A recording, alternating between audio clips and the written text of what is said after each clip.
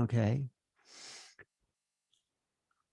Welcome back to New Realities. I'm Alan Steinfeld, and this is our Wednesday night ET roundtable discussion.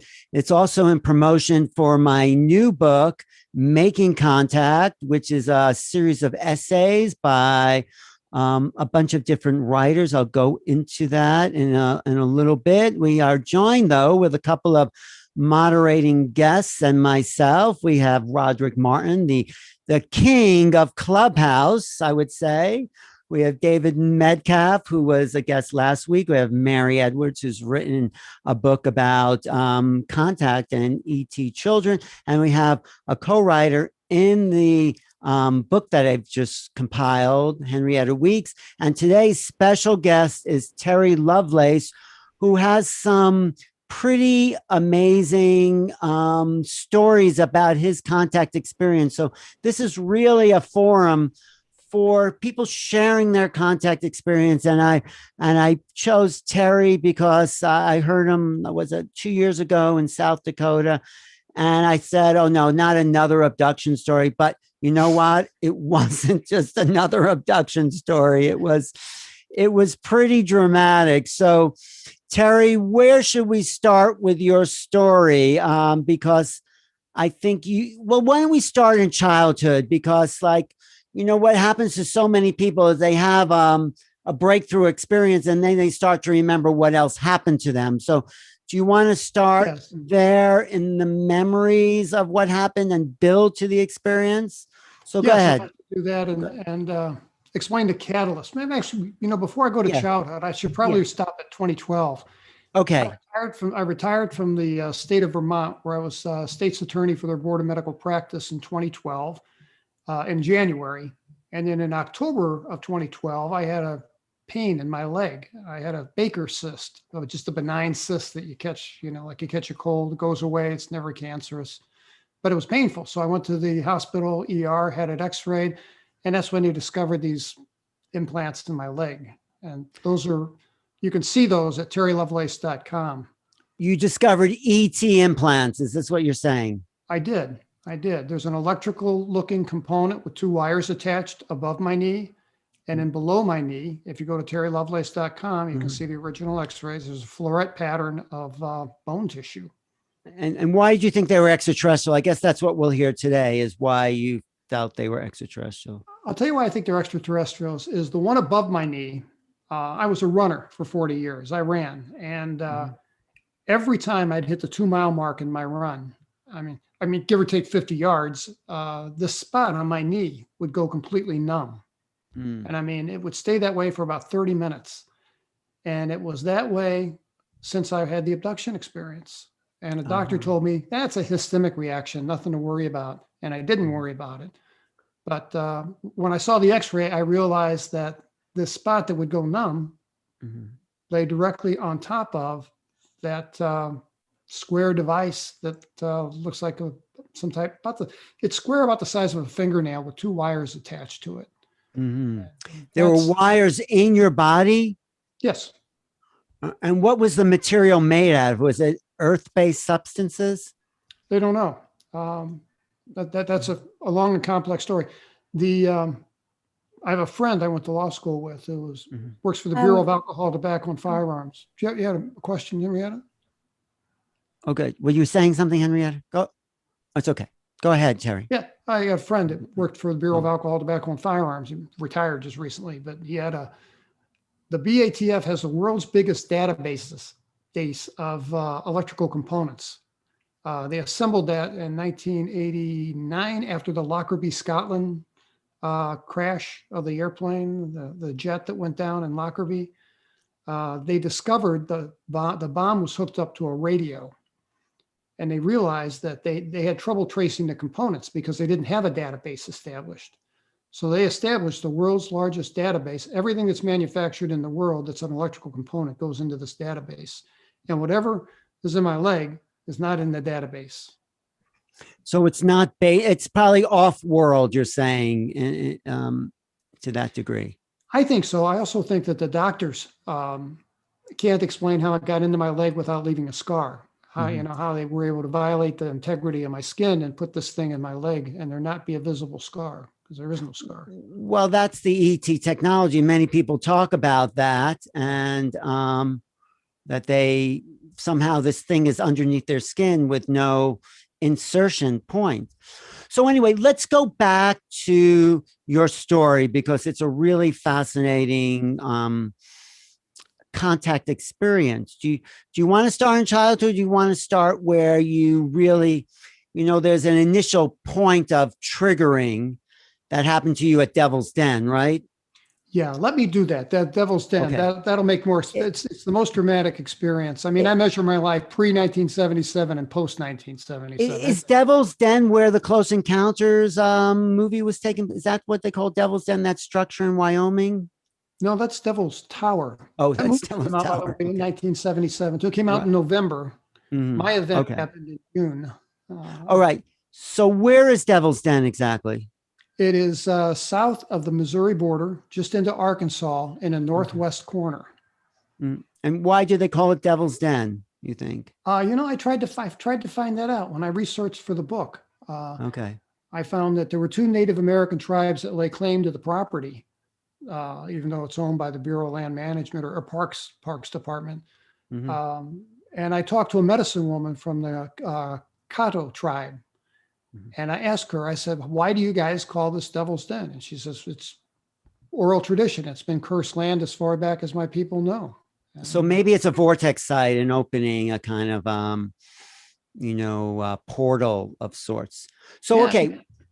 Yeah. So, it's interesting. I talked to an archaeologist also who told me that Devil's Den State Park is very unique in that they've not found any stone or flint tools, nothing Neolithic, nothing Native American, nothing. All around the park, they find stuff all the time, but they've never found a single artifact in the park.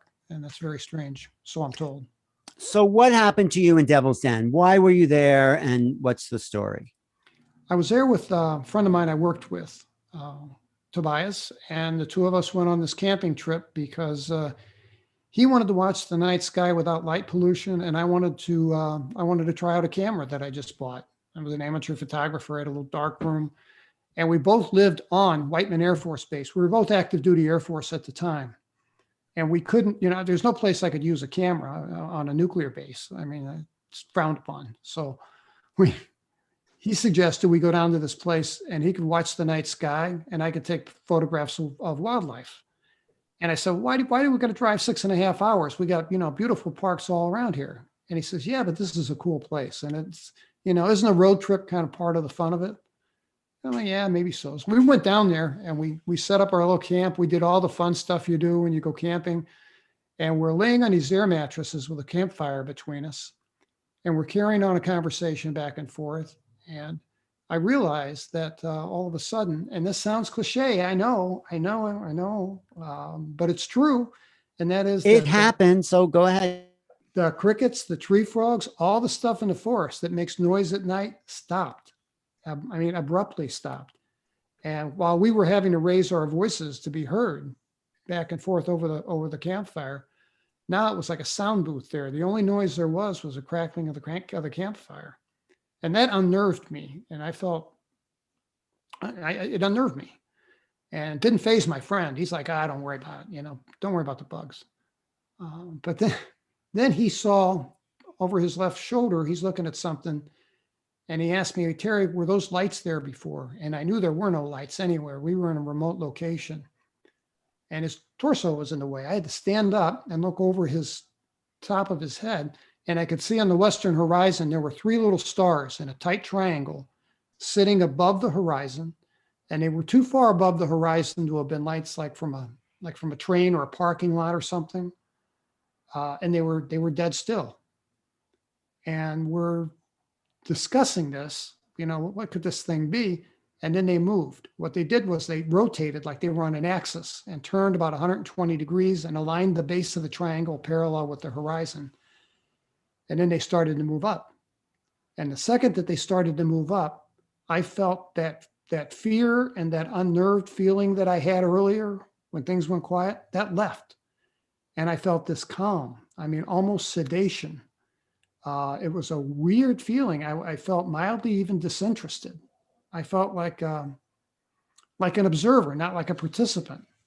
And my friend is in the same situation, because what we saw, our reactions to this were just muted. They were just inappropriate to the situation. We should have been freaked out. We should have been scared out of our wits. We should have been, packing up the car. We should have been doing any number of things, but all we did was sit there and watch. And we saw this thing climb up into the sky, and the 3 points of light. We knew it was a solid object because the area inside the triangle was jet black as opposed to light blue because of the starlight. There was a trillion stars out that night. And it kind of reached the ceiling and then began a slow descent in our direction, and came to a halt at about 3,000 feet over our heads. And we were not in a campground. We didn't want to stay in the campground. We wanted to stay someplace where we could have some privacy and have the, in a campground, there's too much light pollution for Toby to see the stars. And I'm not going to photograph any wildlife inside a campground. So we trespassed into what we thought was a nature preserve, and we found this high plateau, and that's where we camped. So this thing parked about 3,000 feet over our heads, and it shined a light down from underneath and center of the triangle. It shined a white visible light about 6 inches in diameter, and it hit in our campfire. And it from the craft to the campfire was this light that's quite unusual phenomenon. Okay, go ahead. And what was your reaction to that? Muted. We just both looked at it and looked up at the thing hanging over our heads, and it stayed there. This white light. It looked like, like a searchlight cutting through fog makes a column of white light. That's what this was like. It was a visible column of white light, but of course there was no fog. So, and it only lasted for about 60 seconds. And then it just clicks off like someone hits a switch. And then there came laser lights were kind of something new. Lasers were in 1977. I'd seen them on television, but I'd never seen one in real life. And this laser came from the same spot underneath this craft and in the center. And it danced all around the campground, and it struck me in the chest a couple times. I never felt anything. It was a beam of light about the diameter of a pencil, and it was a strange bluish purple in color, strange color. And it danced all over the campground, and that lasted maybe a couple minutes, and then that shuts off. And then immediately we both feel sleepy. I mean, I felt all I wanted to do was go in the tent and go to bed with this thing, 3,000 feet over our heads. And that's what we did. We both went through our air mattresses in, and I didn't bother to take off my boots, my shirt, nothing. I fell on top of this air mattress, and I was out. I was unconscious. I don't think I was asleep. And that's when they took us while we were sleeping. How do you know they took you? What happened next? What happened next was I woke up to these insane flashing lights that lit up the tent like crazy. And I got I sat up. And I don't have my wits about me. And I'm thinking, what are these flashing lights? Because they're yellow and white and kind of an orange. And I'm thinking maybe they're the overhead, flashing lights from a park ranger's truck there to kick us out. Mm-hmm. And then I noticed my boots. My boots had been unlaced all the way down. And that annoyed me. I didn't understand that, because I was certain I went to sleep with my boots laced tight all the way up. And I took them off, and my socks were on sideways. And they drill in the military. They drill that into you to take care of your feet. If you don't take care of your feet, you can't walk. Somebody else is going to have to take care of you. So I knew that something had happened, and it didn't occur to me at that point that someone had undressed me and redressed me. But that's so. But then, what happened to your friend? Similar thing. Similar. Yeah, I mean, he didn't notice anything with his boots that I'm aware of, but he was on his knees. He was peeking out of a flap in the tent, and I could see in his flash of light, because Toby was African-American, and he was dark-skinned, and on his complexion, he had a tear track down the right side of his face. And I guess the saline in the tears fluoresced. in the flash of white light, and I could see a white streak down his cheek. And that scared me. That was the first real fear that I felt, because I couldn't imagine what would make this guy cry. Right. So what was the flashing lights and what happened? Where Well, I looked outside. I asked Toby what's out there, and he was in no shape to answer my questions. And I pulled back the flap on my side of the tent, and this thing that had been 3,000 feet over our heads when we went to bed had descended and is now just 30 feet over the floor of the meadow. Mm-hmm. And the second thing I saw was in the flashes of light from the points of the triangle, I could see that underneath this thing, there were what I first thought to be a dozen, maybe 15 children. Mm-hmm. And I'm like, Toby, man, what are these kids doing out here in the middle of the night, in the middle of nowhere? And he said, Terry, man, look at them. They're not human beings. Those aren't children. Mm-hmm. And he said, don't you remember? They took us and they hurt us. And I didn't remember, actually. But I did, when he said that, I've never had a clear linear memory of what happened to us, but I've had flashes and just bits and pieces. And I could recall being inside this thing. Mm-hmm. What do you mean hurt you? What did they do to hurt you?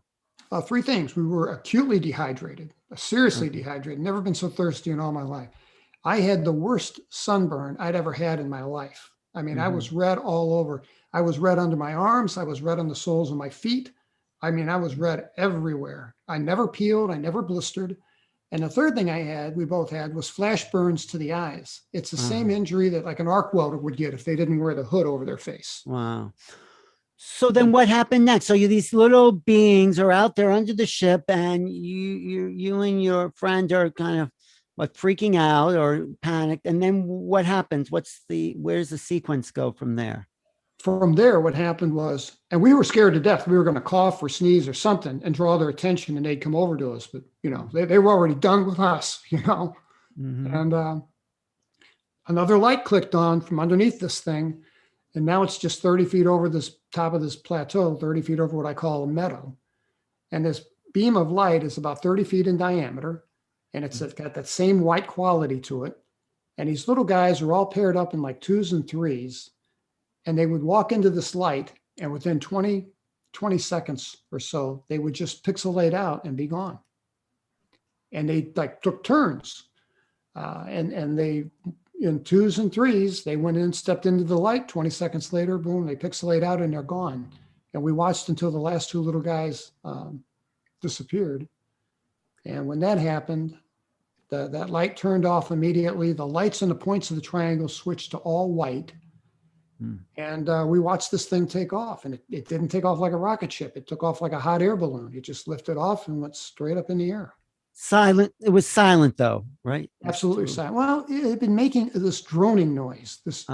If you've ever been next to a big piece of industrial machinery, you know that it's not loud to your ears, but it's powerful. You can feel it in your chest. And it had that quality to it. And that turned off right as they turned off the light and changed the colors on the points of the triangle right before they took off. So then you're left in the tent, you and Tobias, and what do you do next? What is? Oh, we're like two scared 10-year-olds. I mean, I told Toby, I said, man, I'm not leaving this tent until daylight. And, and he made the point, no, we got to get out of here. And I knew that he was right. And we sat there 30 minutes, and I was afraid to make the 60-foot, dash to the car. I mean, all I had over my head was a piece of canvas, but I felt like it gave me cover, and I felt I was going to be exposed. I was going to be vulnerable. And, to this day, I can't walk across an open field by myself. I'll have a panic. Really? I'll walk a mile and a half around, but I will not cut across a piece of open ground. Because of the trauma that happened to you in that experience. So then what happens? You do make the dash to the car? Is that what happened? Made the dash to the car. We left all of our stuff there, everything. You left the tent there? You just left we left the tent. We left the air mattress. We didn't care about a $10 Kmart tent. We wanted to get out of there with our lives. I mean, I had my wallet, my car keys. That was it. Toby left his backpack there with his camera and his nice Coleman cooler and the tent, everything. We left everything. So you were that panicked and traumatized is what I'm hearing you say. Yes. And then what was the process of finding out about this? How did you go deeper into it when you both went home, and then Yeah, we went home. We went back. We both lived on the base. We were both Right. NCOs. We were both married. I was 22. He was 23 at the time. Right. And we lived in base housing. And we worked in the hospital. We were EMTs. We were first responders. And so we knew everybody at the hospital. And we were sick enough. We knew we had to go to the hospital. They separated us when we were in the hospital. And I was. You were ordered to have- physically sick though? You were sick in what way were you sick? I was sick in that I was, we call it, Dehydrated? when you dehydrated. Thank you. I was Yeah. acutely dehydrated is what they put two Oh. IVs in my arm and they're running them full tilt.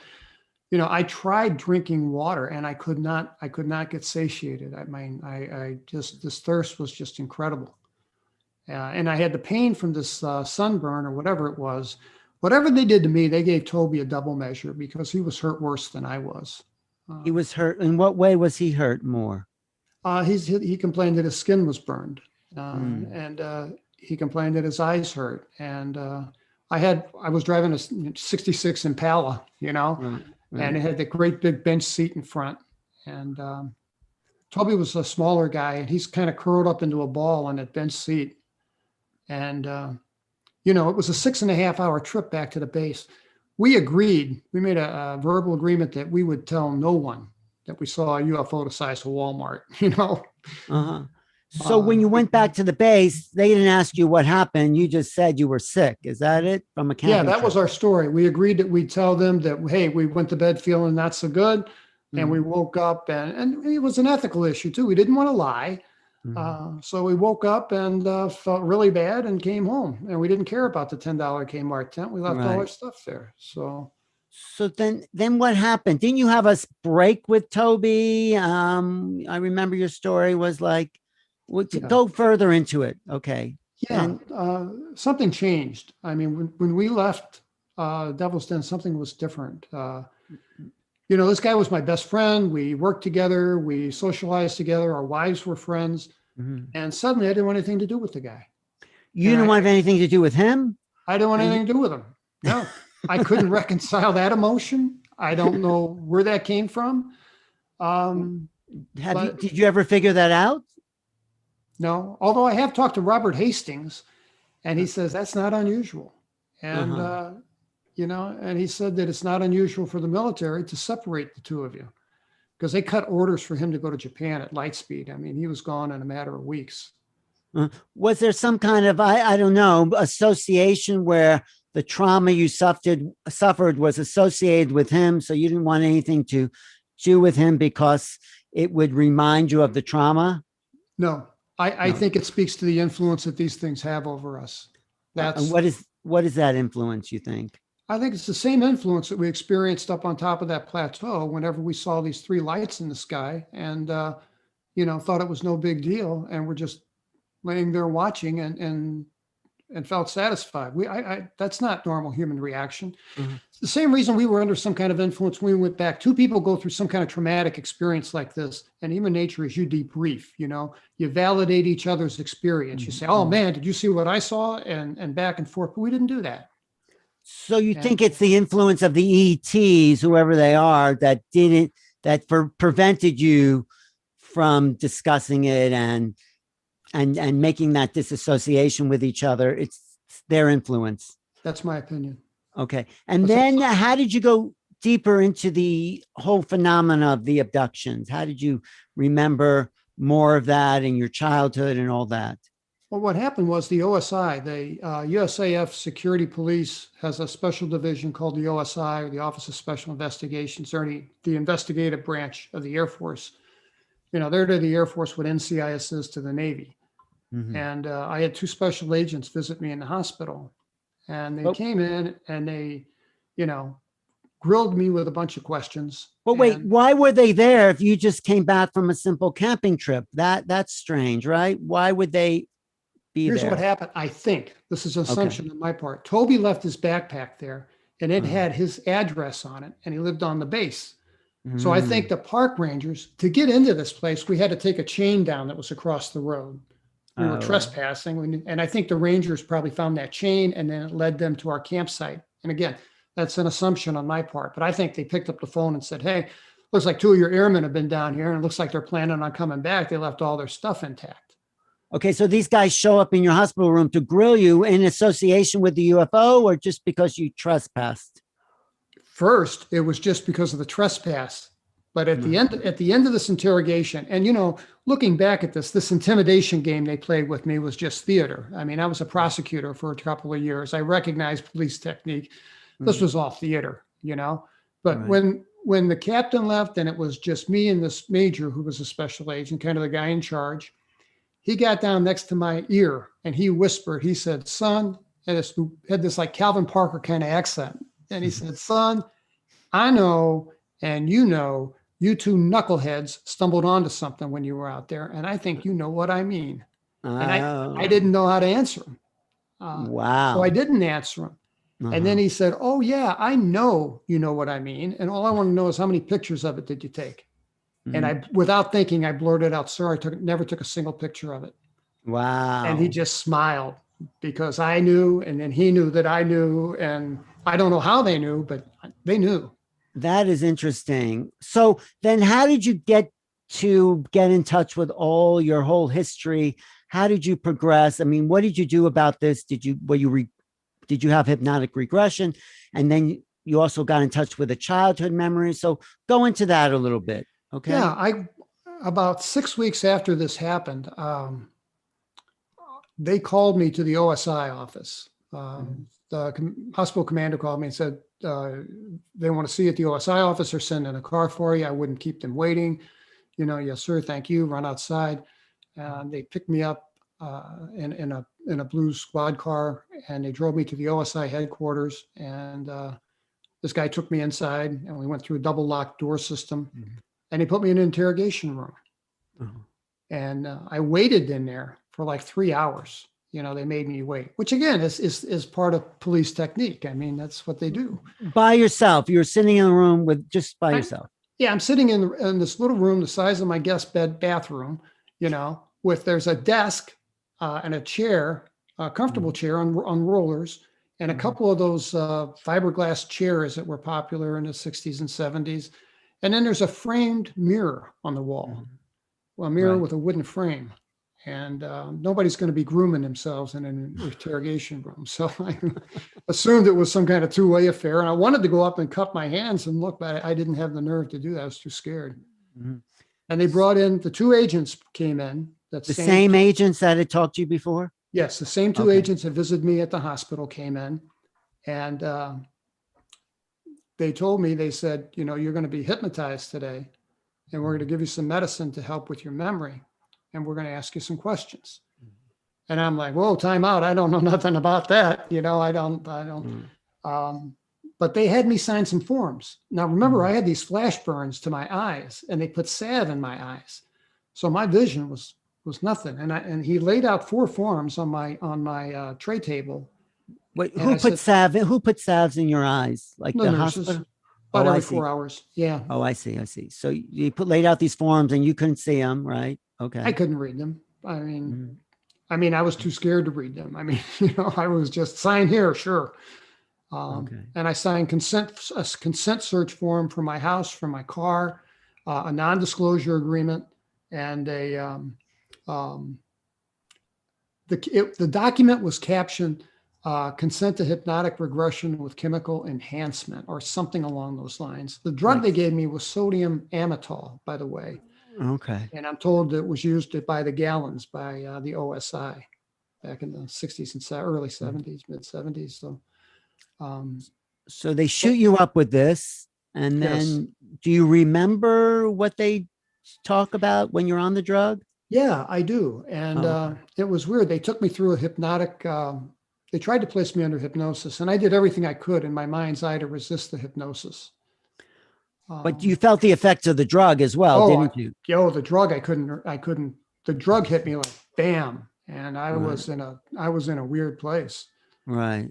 And he started off with, this hypnotist he just had real smooth voice, like a really good radio or sports announcer, and he says, "You went on a little camping trip, didn't you?" And I said, "Yes." And he says, "My, that must have been exciting." I said, "Yes."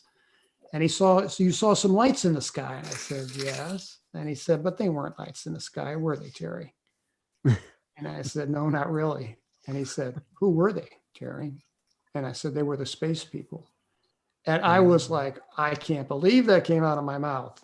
But you know what? I could see in my mind's eye under the influence of this drug. And it's classified, if you look it up on the internet, it's classified as a hypnotic, a short-acting hypnotic. And I can see why they call it that, because it put me in a really weird place. But in my mind's eye, I saw a lot of this. And some of the stuff that I just had bits and pieces of expanded. I saw more. So I left there knowing more than I did when I came there. What did you see that was part of that experience? I saw when I was in this, I remember being in the craft. I was standing there. I was nude and I had my clothing and my boots in my hand like this. And Toby is to my left and he's similarly situated. He's got his clothing in his hands and boots too. And the only thing I can move is my eyes. I can roll my eyes and look all around, but I can't move my head. I can't move a muscle. And I was stunned. I don't know now if they took us and transported us to some other place, but the inside of this place, from the outside, it looked like the size of a Walmart. From the inside, it looked like an NFL stadium. Oh, it was huge, huh? It was absolutely immense. So they maybe taxied us somewhere. I don't know, but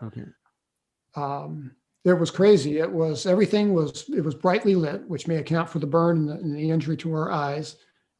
Everything was gray, stainless steel, or white like porcelain. And there were multiple walkways and layers to this thing. And I couldn't tilt my head back to see how far up it went. But it was so large that, figures at the far end of my sight. And I have no idea what's in back of me, or just tiny, tiny, tiny things. So, and then what do they do to you on the ship? They took me, they took Toby first because I heard him scream. And they took me down this hallway. I had two of the little gray guys, one on either side of me. And it was like I was levitated off the floor by a quarter inch. And they just walked me down the hallway and down this corridor. And I couldn't feel my feet rubbing the floor. It was a weird sensation. But you were kind of floating maybe in a way. Floating. That's exactly right. Like I was floating, like levitated. And this hallway we went down had this, to the left was just a white wall with occasional like stainless steel pillars. But to my right, there were a series of what looked like fish tanks in all different sizes, from tiny to, at the end, they were round and large enough to accommodate a human being. I didn't see there was nothing. You didn't see anybody in those tanks? Anything? No, I didn't see anybody in those tanks. However, in the fish tanks, there were a couple that had like a pinkish fluid in them. And in one of them, there was something floating that I thought looked like a puppy. Newborn puppies have those folds of skin. Yeah. This thing had that and was in kind of a fetal position. And there was an umbilical cord floating free in the water. Just curious what the trauma was on the ship that was so awful. Well, they took me to this room and they took my clothing from me and they put me on this table, and the table was warm. And I thought, well, how kind of them to warm it for me. And then I realized it's warm because there've been other bodies here before me. And the thing that was in charge, and I want to stress this, they had a real medical vibe to it. It was clinical. I didn't feel like I was there in a torture chamber. It had this clinical feel to it. And I saw an insectoid. And just like you hear described, maybe 7 foot tall. It's hard to judge because I'm flat on my back on this table, but it's big. And it has a green triangular shaped head. It has 2 big bulbous eyes. And I always picture it in a white lab coat. And Alan, I don't think it was wearing a white lab coat, but that's how I see him. And what did it do to you? It started doing something to my lower back, to my spine, and it hurt like hell. And I'm screaming because I'm in pain. And I can't open my mouth all the way. So I'm screaming through partially clenched teeth. And I'm filling my lungs with air and I'm screaming as loud as I can. And I can't hear a thing. I can't, and I don't understand it. I can't hear anything. But evidently I'm making noise because Dr. Bug down here turns its head toward me, and made eye contact with me with its left eye. And I heard him to crystal clarity in my head say, "Why are you screaming? Stop screaming. You know we don't hurt you. You know we take you back. Now stop screaming." And he tapped me on my forehead, and then I was out. Uh-huh. And you didn't remember anything else in the regression as well from there on? Just one other thing. And you would think that Dr. Bug would have been the most, terrifying part of it, but really it wasn't. I mean, it was the most painful part. When I was standing there holding my clothing in my hand, there was a being walked by that I didn't know, didn't recognize. It was 6 foot tall. It was not gray. It wore a gray garment, like a knit kind of sweater-like thing with a V-neck, and its complexion was chalkish pink. Mm-hmm. And it had not overly exaggerated black eyes, but more like wraparound Ray-Bans. Yeah. Just, a bump for a nose, a slit for a mouth, no discernible hair. And I didn't notice any ears. He's far to my left. I'm straining my eyes as far to the left to see him as I can. And just by happenstance, he turns his head to the right, and we locked eyes. And this is what haunts my dreams still. This guy was in my head. I mean, Alan, he was in my head. He knew me. He knew my wife. He knew my history. He knew my plans. He knew my secrets. He knew everything about me. And I know that. And you felt him go right into your consciousness, like suck it up. Yes. Oh, wow. And that, I guess, would be freaky if someone did that. Well, what was frightening is that this thing, whatever it was, it's 500 rungs up the evolutionary ladder from me. I mean, it was an epiphany to realize that we're not top dog. Yeah. But then, I got a dog. I had an English setter, and put his head in my lap, and I pet him on the head, and he looks up at me with big eyes and loyalty. And we each know our respective roles. I'm the alpha, In this equation with this creature, I was the dog. I mean, I just felt inadequate in every way. Wow. And so that's okay. So that's what lasts in your mind. So you're back then after you retell this experience to the military investigators, right? And then what happens from there? You just go back to your quarters? Yeah, well, what happened was they wanted to find out, because I had this reputation for being a photographer, they thought I had a 36 exposure roll of film of this thing. That's what I think this whole exercise was about, that.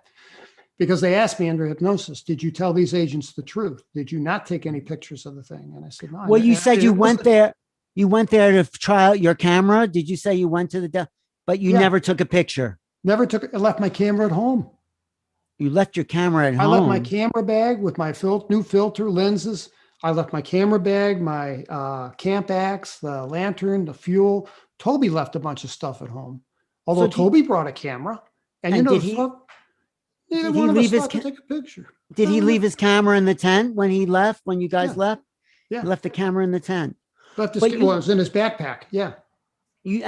But you left your camera at home. So do you think you were being tracked before the whole thing happened for you to forget your camera? You know what I'm saying? You think they were tracking you all the way from when you started planning the trip to me, or was it just that you forgot your camera? No, I think there was something else going on. I mean, we weren't that inept, Right. We were not that inept. Mm-hmm. I think that we were, again, under some kind of influence. The whole way from the beginning of the trip, right? Yeah, it had when we got to this plateau, it felt like we were keeping an appointment. So when did you start to remember the earlier stuff, the childhood memories? Can you go into that a little bit? Because that's where it becomes really juicy and dramatic. I mean, yeah, I can. When I was between the ages of 4 and 8, I had these little monkeys come into my room. There were always 4, and they would step out of the shadows and come around to my bed. And the one closest to me would always say, "Terry, come on with us. We're going to go play." And Wait, it would hold. but let me just sorry. Yeah. You only remembered this after the regression. Is that it? Or did you Oh, always no, know this? I knew Oh, this. oh, I see. I see. Yeah, Did I something, remembered this from childhood with, yeah, very clearly. I see. These were not recovered memories. These are Okay. organic memories from the event. But did something else start to make sense after you had that experience about the monkeys? Yeah, I'll tell you what started to make sense was it was something changed when I published this book and started speaking about it. And I got to tell you, I felt guilty writing the book, and I felt guilty getting up in front of people. I felt like I was violating some kind of fiduciary trust or some kind of family secret or something. Mhm. And I got over that. Um, Can you also recite the statistic? Because I think you said that before we went live about you wanted people to respond to this book. What did you say? Yeah, say that again. What you I told. did. In the back of Incident at Devil's Den in the epilogue, I put an email address and I said, look, I'm not a doctor or a therapist, but if you've had an experience, email me and I'll return your email. And I thought I might get 100 emails or something. And to date, I've got 1,600 emails from people. And people write to me and they say, I've never shared this with anyone. And when I read your book, it brought back memories, it brought back dreams. And people tell me the most amazing stories. So talk about some of those other memories, especially the woman that you had, because she's a really interesting feature of that. So when did that all happen? Talk That, about who she is and that yeah. memory. When I was a child, I knew her as Sue. Uh, and I called her Sue because she What looked you like, knew her, but how did you know? Where did you see her in a dream? Like this no, woman? no, I should explain that. I'm sorry. Yeah, Yeah. yeah. When I would go with these monkey men, we would go in a flash and then I would be in this domed white room and there would be other kids there Uh-huh. and we'd play. And there was, we had toys, but they weren't, army men or trucks. They were geometric forms of different colors. And we would Mhm. put them in certain arrangements. And, Sue would give us high praise when we did it the way she wanted us to do it. And she was like a maternal figure. And I think that's why I felt that fondness for her. Did she And she look was, alien or just human? she looked Asian to me at the time. In Uh-huh. retrospect, no, she was not human. She had a Uh-huh. bulbous back to her head. And her features were her eyes had no sclera. There were no whites in her eyes at all. Her eyes were completely black. I Uh, see. But so okay, then how many other memories as a child did you have of her and these monkeys? I mean, was it a recurring memory? yeah, I've had maybe a dozen in Mm-hmm. total, Mm-hmm. bits and pieces. And And then what happened? You remember her? You called her Sue, and then you saw her again later after the Devil's Den experience. Talk I about did. that. Yes, I saw her in 1987, although I had no memory of it until she came back and saw me again in 2017. In 2017, I'm about to publish this book. I'm about 8 months away from putting it out. And I woke up in my living room Mhm. and I'm seated in my chair where I always sit. And I've never sleepwalked. I had no idea how I got there. And I open my eyes and I'm kind of like, this is different. And I glance over at the alarm system and it's intact. And the cat's to my left and she's all chill and not upset in any way. And seated then directly across from me was this woman in black. And it was the same woman that I knew as Sue as a child. And what does she say to you? Yeah, go ahead. She wore black and she had on this black wig that was on her head kind of askew because it was a wig made for a human head and it couldn't fit on top of her head. So it was sideways. Mhm. And it reminded me of Betty Rubble from the old Flintstone cartoons. And that's Right. why I called her Betty. Okay. But it's the same woman. Sue. She took off. I thought my first thought was, you know, why are you in my living room? Mhm. And I said, does this have something to do with this thing in my leg? And she says, yes. And we had this bit of a dialogue back and forth. And we were communicating telepathically, and I didn't even realize it at first. I had the thought, my God, I wish she'd take those glasses off. And she immediately did.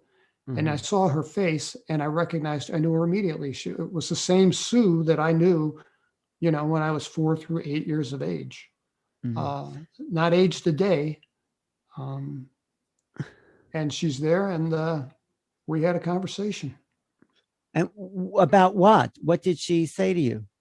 She said that I shouldn't have the thing above my knee removed by a terrestrial. And she said it can't fall into the hands of terrestrial scientists. She said that if I tried to have it removed, that her hosts would come and retrieve it.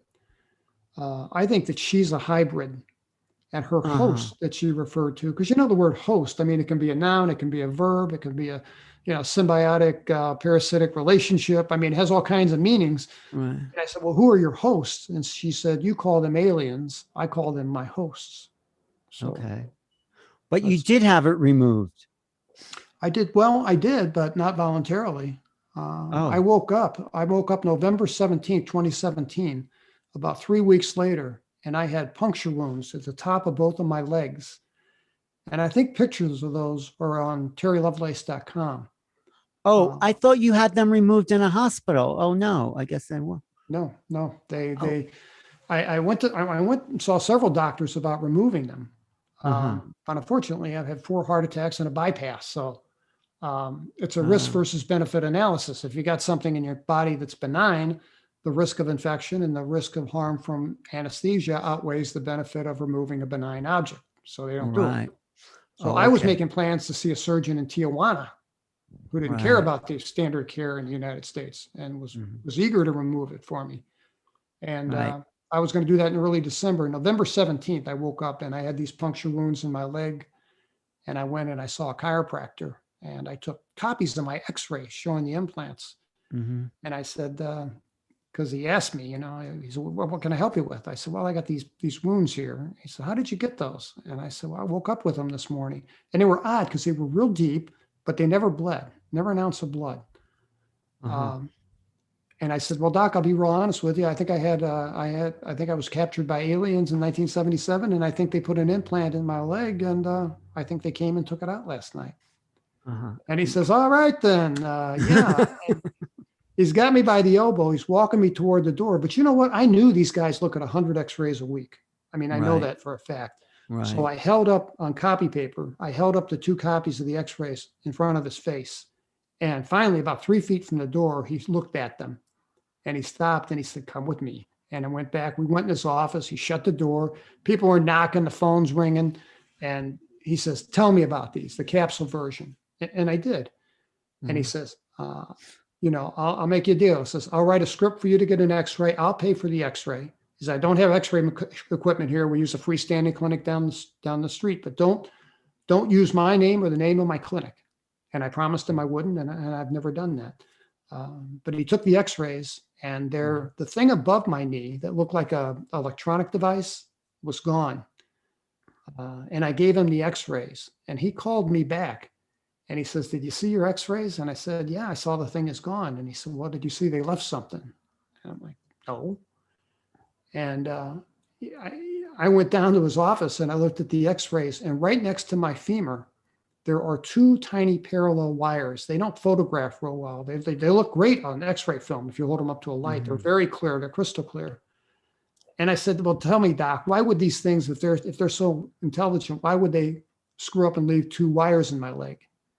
And he says, you don't get it. They don't do anything by accident. He said, what they did was they gave you an upgrade. That's a 2017 model of the 1977 model they took out of you probably. So you still have the implant in you? Yes, I can still have the wires inside me. And then I still have that collection of bones in the center of my calf muscle to form a little floret pattern, complete with a little dot in the middle. Those are still there. Do you get any feeling about that? Any transmission, any energy? Or they're just there? I had one experience with that. There's a bunch of brothers. They had a ghost show on television, and they live in Austin. And I can't think of their name. I can't think of the last name. That's okay. Anyway, they wanted to film me in 2018, so I went and they filmed me, and I told my story. And I was wearing a mic on my lapel, and it fell into my lap. right as we were finished. We were getting ready to be done. And as soon as it fell in my lap, their sound guy does this, presses his, and he tells everybody, shh. And intuitively, I picked up this mic and I put it right over that thing above my knee. Uh-huh. And he said, I'm hearing music. And he said, and I'm hearing mariachi music. And he was receiving through my leg, through the microphone, an AM radio station from Mexico. Wow, that's strange. That's a strange story. But go back to Sue, because I think she is a pivotal being for you. She is. So talk about that relationship and where she took you and all that. 1987, I had 2 hours of missing time on a motorcycle ride. And I explained that in great detail in the first book. And also in the back of the first book, I explained that in 1987, during that missing time, Betty told me, or Sue, they're interchangeable, they're the same person, they're one and the same, told me, actually showed me that I accompanied her when I had this 2 hours of missing time. I was on a main road and I blinked and I'm on this gravel road doing 30 miles an hour. And I'm like, whoa. And I'm thinking I'm absent-minded. I don't take my bike on gravel, And I stopped my bike, and that's when they came and landed 50 feet in front of me in a saucer. And I went with them, and a door opened and a ramp came down, and Betty was inside this thing. And I recognized her from my childhood as Sue. And we sat together and we went someplace. And there were some other humans. There were people in there that looked like farmers or something that were seated there. It was kind of like a mini theater seating kind of arrangement. I never felt any sensation of motion, but we went somewhere and we went inside this place that I thought was a giant warehouse. And we were talking telepathically, and we talked about a lot of things. I can only remember a few. A lot of it I can't remember. I wish I could. But she took me down this hallway, and there was this huge window. I mean, like 20 foot tall, 60 feet wide. And outside there were just a trillion stars. And they didn't twinkle, So I was outside the Earth's atmosphere. They didn't twinkle. And so you were on a giant ship, you're saying, at that point? I was on a giant ship, and she told me the dimensions of the ship, and it was just incredible. She said it can never land on the moon or on the Earth because it's too big. It's 500 kilometers. It can't even transit across the face of the full moon, she said, or it'll be seen visibly on Earth. And while we're looking at these stars, I saw this white object come from my right, and I didn't realize we were near the moon. I had no idea. And it scared the hell out of me. And I thought this thing was going to hit us. And she says, there's no need to be afraid. We're moving relative to the moon, but we're under control, and there's nothing to fear. And then this thing tilted because I saw the stars. It went around the backside of the moon because I saw the white limestone, like glowing rock. And then I saw the dark, and the thing, I didn't feel it tilt down, but I saw the stars go away and the horizon come up, and I have just black ink in front of me out this window. And we're chatting. We're just talking. And I could see then these lights came into view. And at first it was just a couple. And then I saw like 3 lights in a formation, kind of buzzing around. And then I saw a glow of light, and it looked like LAX at night. This is from the surface of the moon. This is from the dark side of the moon. Okay. There was like a city there, you're saying. There is a city there. Yeah. There is a city. Okay. And it looked like LAX at night, with one exception. And it looked odd to me. And I couldn't think, why does this look so out of place? And what was out of place was there were no streets, there were no parking lots, there were no cars. It was just this collection of buildings and big earth moving equipment. And I asked Sue, what do they do here? And she says, they come here for the rocks. And I said, what do you mean they come here for the rocks? And she said, there's helium-3 inside the rocks. They process them here and then they transport it. And I didn't know the significance of that until later when I looked it up. I Googled it, and helium-3 is very rare on Earth, but it's very common in the rocks on the moon. And it can be used in nuclear fusion or fission, one or the other, and create nuclear energy without waste. And did you land on the moon? No. Why would she take you? What was the purpose of taking you there and showing you this? I have no idea, unless it was the conversation, something in the conversation that we had. But I can't explain to you why. I don't know why. What was that? Yeah, good. Never what? Okay. It never landed because she said it couldn't land. It was too big to land. Right. Was that the most bizarre thing that had happened to you? Was there other strange things that went on with your contact? That's probably the most bizarre thing that happened to me by far. That's just bizarre. So yeah, though that's pretty strange.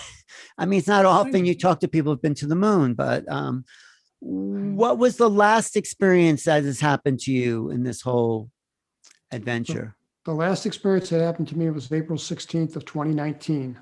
And I need to preface this. I wear a t-shirt with a pocket so I can fit my iPhone. I got heart disease, so I got a shielded a shielded case that I keep the EMF down. Right. I sleep with this in my pocket on my t-shirt, and I listen to meditative apps at night. And I've been doing this since the 80s when I did it with the Sony Walkman. Right. I mean, it keeps out the ambient noises at night that scare me. And I woke up on April 16, 2019. I woke up at 5:55 a.m., just completely out of breath. And I thought I was having a heart attack. And my wife called an ambulance and they took me to the hospital. And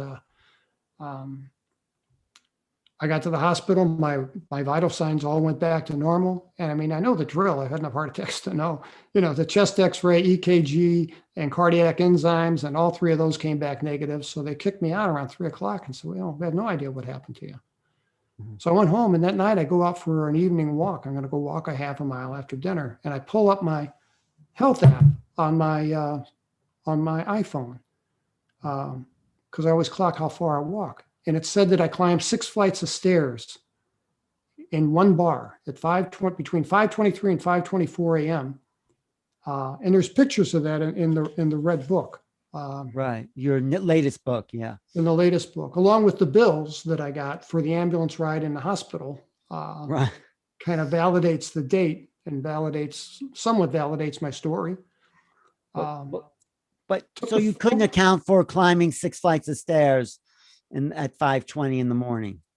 No, I was asleep at 5:24 in the morning.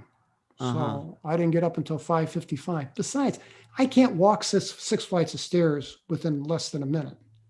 So if I walk 6 flights of stairs. Yeah, no, sorry. I took it to Apple. And if I walk 6 flights of stairs, it's going to take me time. And that x-axis on the bottom that runs from left to right for passage of time, it would show a stair step type readout of bars going progressively higher as I gained altitude. And this was one single bar. And it's not GPS. They measure that by barometric pressure. I didn't know that. So what do you think happened to you? But what do you think happened to you? Well, I can tell you what the lady at Apple said. The lady at the Apple said, there's nothing wrong with your phone. There's nothing wrong with your app. And between 5:23 and 5:24 a.m., your phone was 60 feet above your location. But you don't have any memory of that. I do not. But you probably think you were taken somehow. I do. And so I'm going to have a regression. I'm going to do that. Who's regressing you? Because sometimes Barbara Lamb comes here and she's a great regressionist. Yeah, I thought about Barbara Lamb or Yvonne Smith as a friend, and Kathleen Smith Martin. Yes, all really great hypnotherapists, regressionists. So you're saying this is an ongoing phenomena for you. This is not the end of the road. This is you. There's more to come, probably, is what I get. I think so. I think when they tag you for life. Right.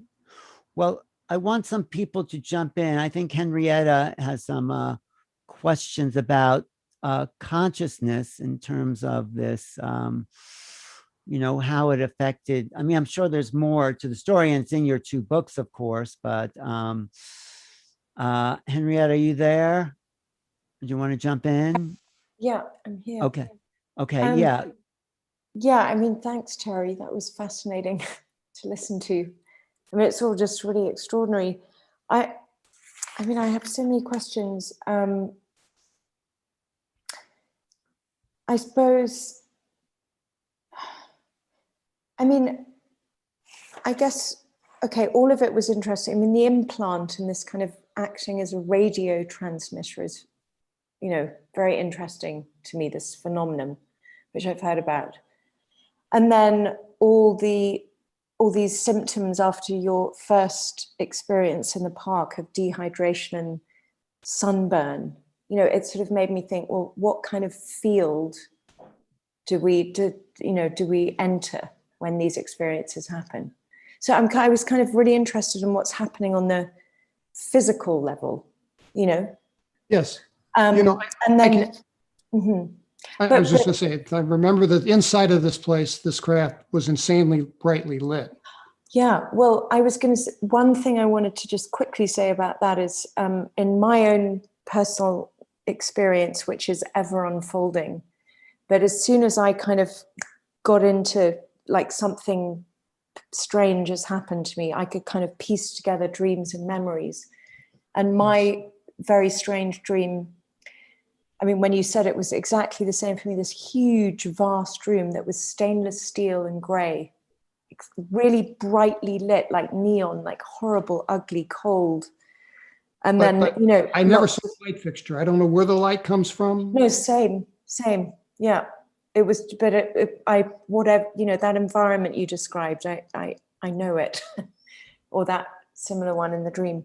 But I suppose what I'm interested in, obviously your experience of Sue and this kind of, this feminine figure and her talking to you about the hosts, that's very interesting. I mean, I'm wondering, to just go a bit sort of deeper with you personally, like, I mean, how do you feel as this unfolds?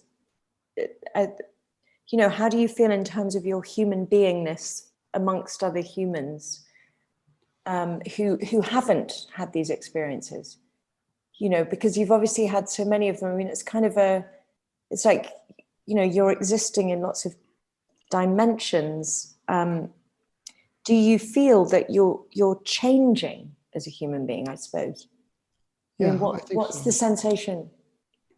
I think so. Something changed when I published this book and I started speaking about this publicly.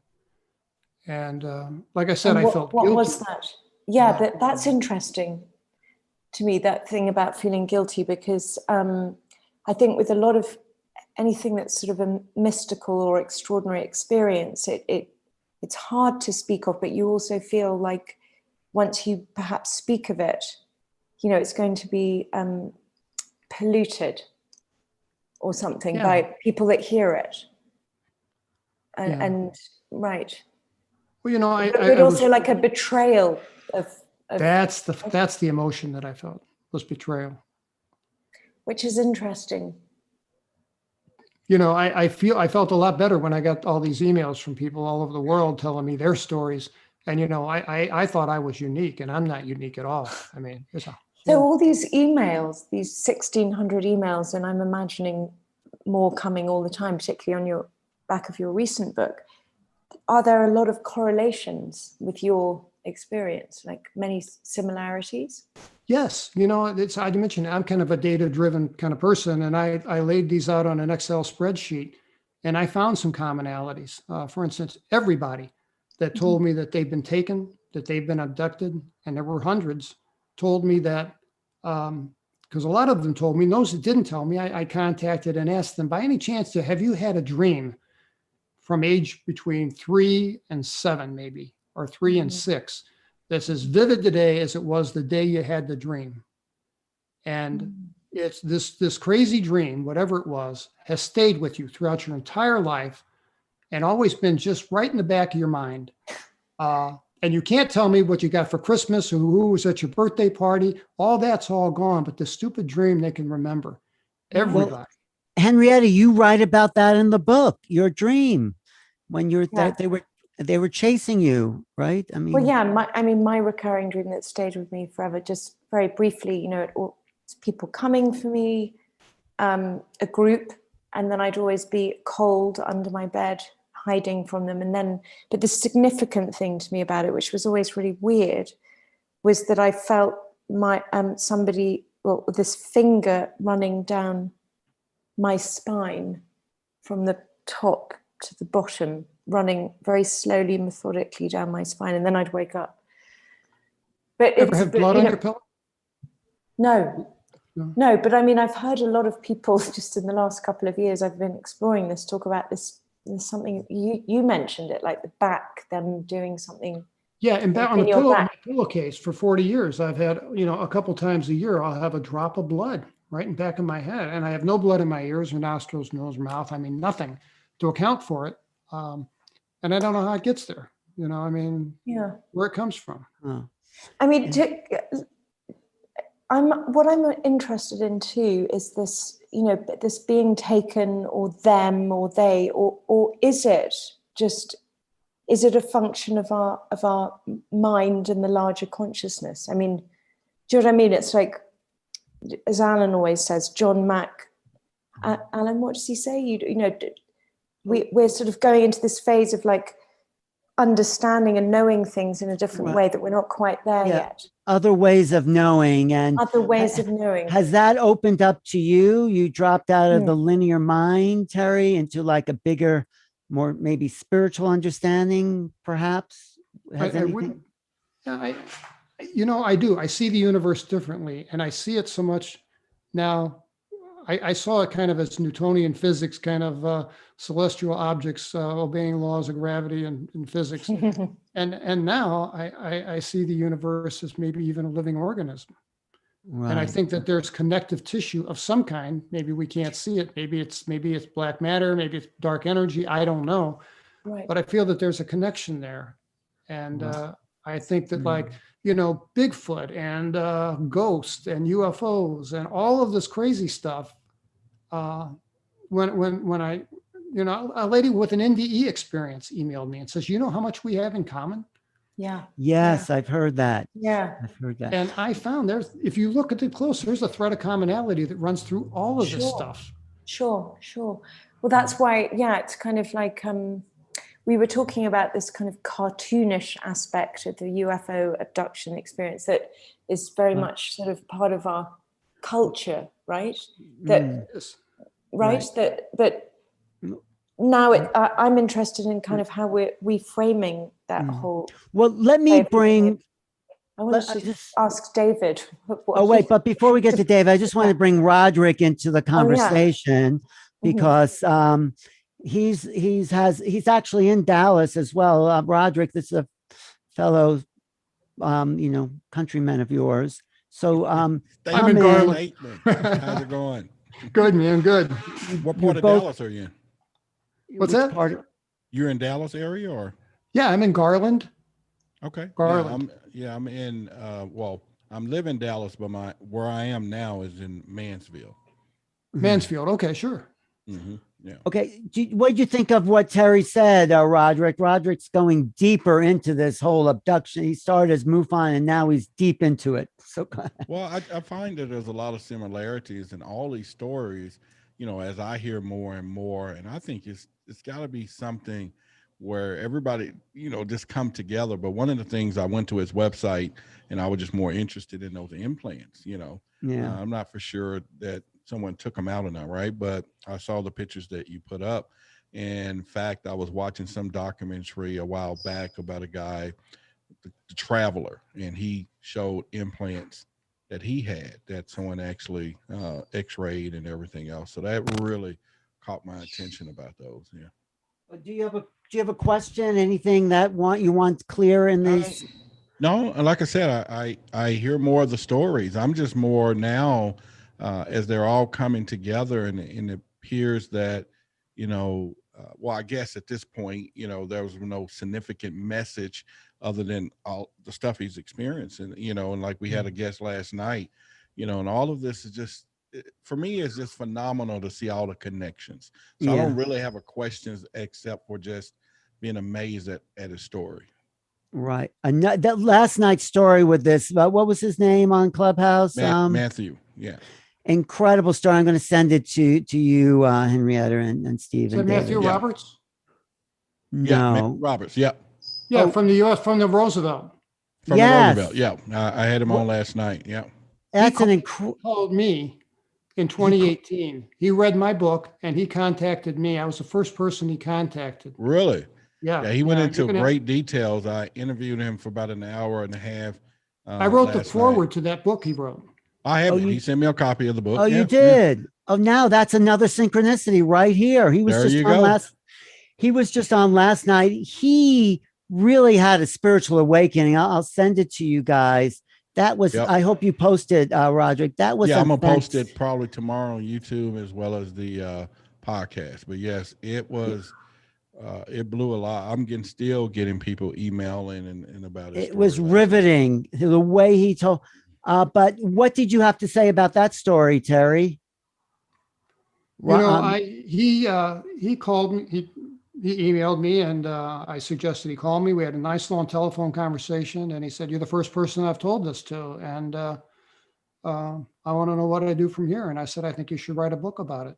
And I think you should tell the world." And he said, "Well, I got to get it vetted by Department of Naval Intelligence before I can publish it or they'll lock me up." Well, he Wow. took your advice, He, and the he book is submitted his published. manuscript to DNI and they redacted all the cool stuff from the gimbal event. They did, huh? They did.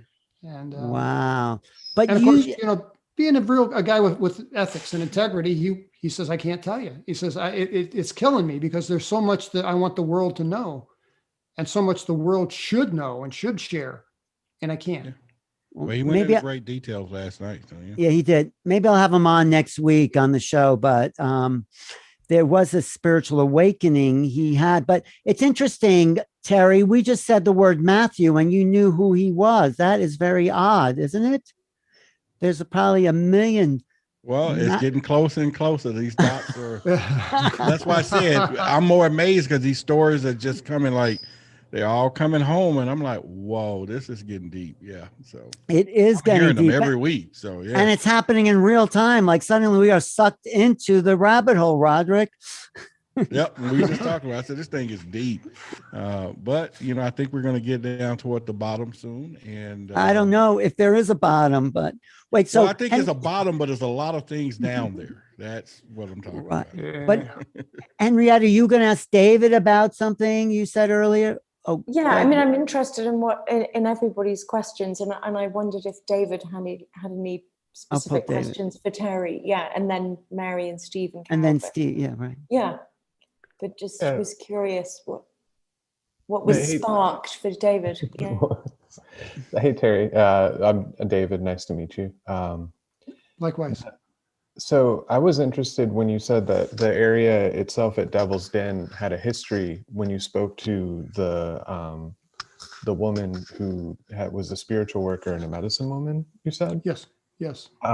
So did it have a history of, I mean, is there other phenomena that like the local folks talk about? Sure. Or Sure. And the Parks Department hides, just like David Paulides yeah, said. yeah. I found an article in the Pittsburgh Press, and you can find it. It's easy to find under Catherine with a K, Catherine Van Alst, 2 words, VANALST. Catherine Van Alst was a 7-year-old that disappeared inside Devil's Den State Park in 1946 while her parents were there on a camping trip.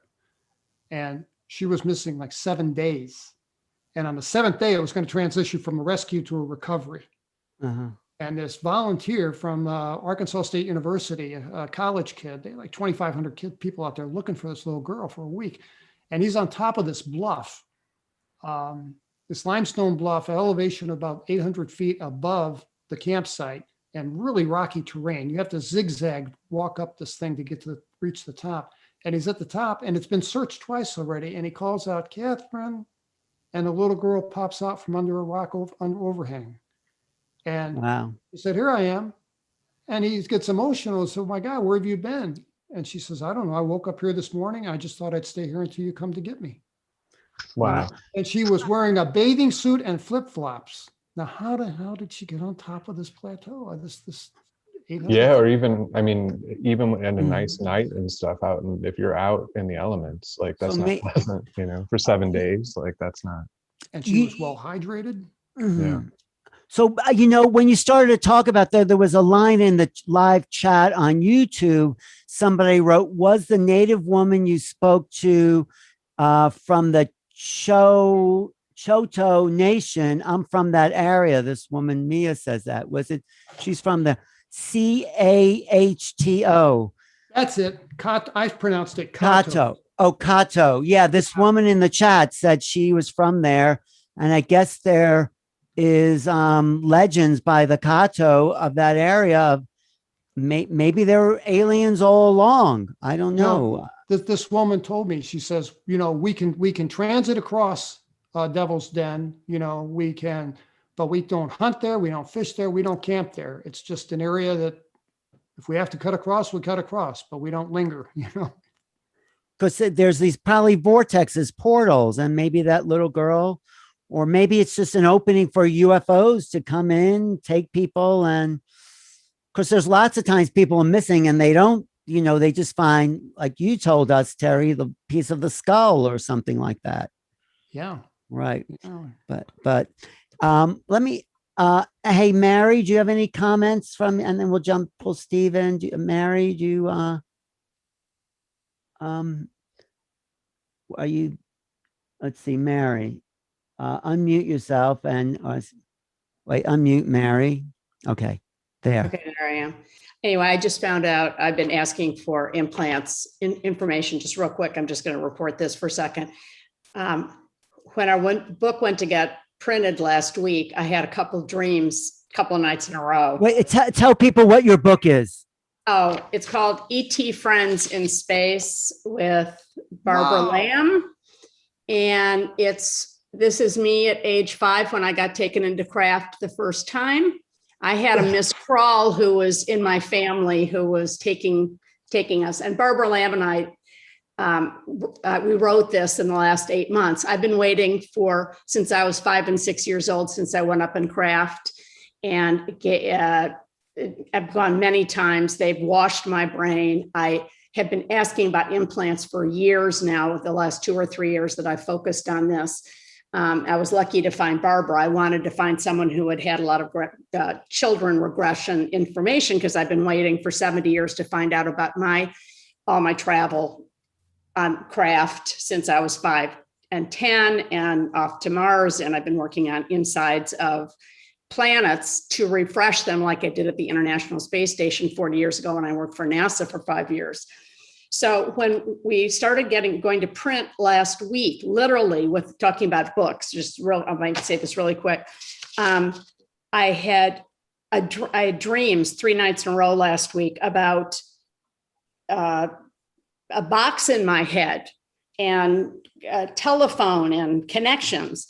So I called Misha and I said, have I been part of my lab? Have I been part of any of these things? And she said, well, yes, Mary. She said, I've just done my cards. I picked out 38 cards for you out of 108. I've never had that many cards come out for people from ET, experiencer, hybridization. I have, 8 hybrid kids. And she said, I think you are part of my lab. So I said, I know I am. So I called somebody the next day who I've talked to on and off for the last year. And he drew me a picture of what my rod was like. I heard this 2 days ago. I finally got him. He's called Dave the Mystic. He was a rocket scientist. You should get him on this show sometime. He was a rocket scientist for a long time, had many different experiences like all of us had, and now is an unbelievable mediator and has talked to my father up in space, blah, blah, blah. Maybe extraterrestrial evidence would be a good show for that too. Yeah. Yeah, both. I've told Roderick about him. He's unbelievable, but he showed me a picture. He drew me a picture because I always like to have the evidence. So I called Dave yesterday and I said, I know I have a box in my head. I said, I've been trying to get rid of implants on and off for a long time. A lot of them are just conscious ones. And he said, yes, this one is size of a matchbox. It's bright yellow with all these rods sticking out. So he couldn't get it all up by himself. I'm not part of the Palladian Federation, but some of my Palladian people came in, a couple of my Arcturians who are with me all the time. They just got it out. I called him this morning. He said it's back in. Oh my God. So anyway, Wait, this is an etheric implant, not a physical implant. No, it's not a physical. I've had 2 physical implants taken out, once in Colorado when I first went to Mars in 1992. But anyway, you blow my mind. This whole thing blows my mind. And then consciousness. All of life is one breathing entity. The rocks, nature, the whole earth. I've been knowing this my whole life. And a friend of mine's son passed a year ago. I've had weekly calls with him for the last year. He was in Hollywood for 15 years. He worked on Avatar as a child, brilliant star. Had an aneurysm, passed a year ago, 2 days ago. And he says, it is all consciousness. It is all one. We know that. It's all about the unity. And the new world is going to start happening in the next 4 years, and it's going to go till 2036. I mean, all people, many different people say different time frames.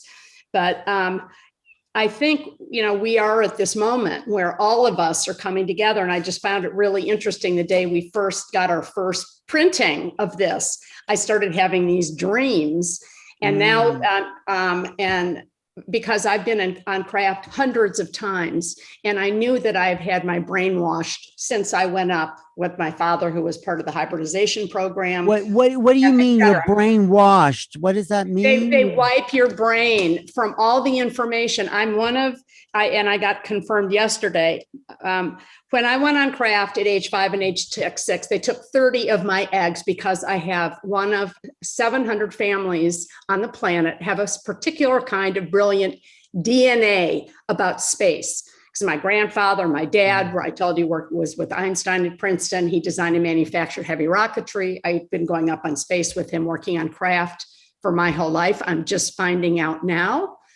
But it is a particular kind of DNA. And that's why these people have been trying to get me recently. I mean, even more so, and are not allowing me to remove these implants because I have, at age 10, I went up on a 3 to 4 mile long craft above my house outside Chicago in Kenilworth, Illinois. I remember going up on craft all the times that I did. They did a brain that I remember having. I can't remember, the bright lights were bad. They were really bright. I remember them poking around at me. They have come back and checked on me twice a year forever, poking around my stomach because they've been watching and checking me. I know I have my 6 hybrid kids. 3 are in China. One's in Brazil, another one's in South America. One died. One is such a hybrid. Now they're up on craft because they're too weird. Well, let me ask Terry if he's heard these kind of stories before. Have you heard that much about this kind of what Mary's talking about, Terry? Yes, tons. In those Tons of- 1,600 emails I've got, I've heard the story before.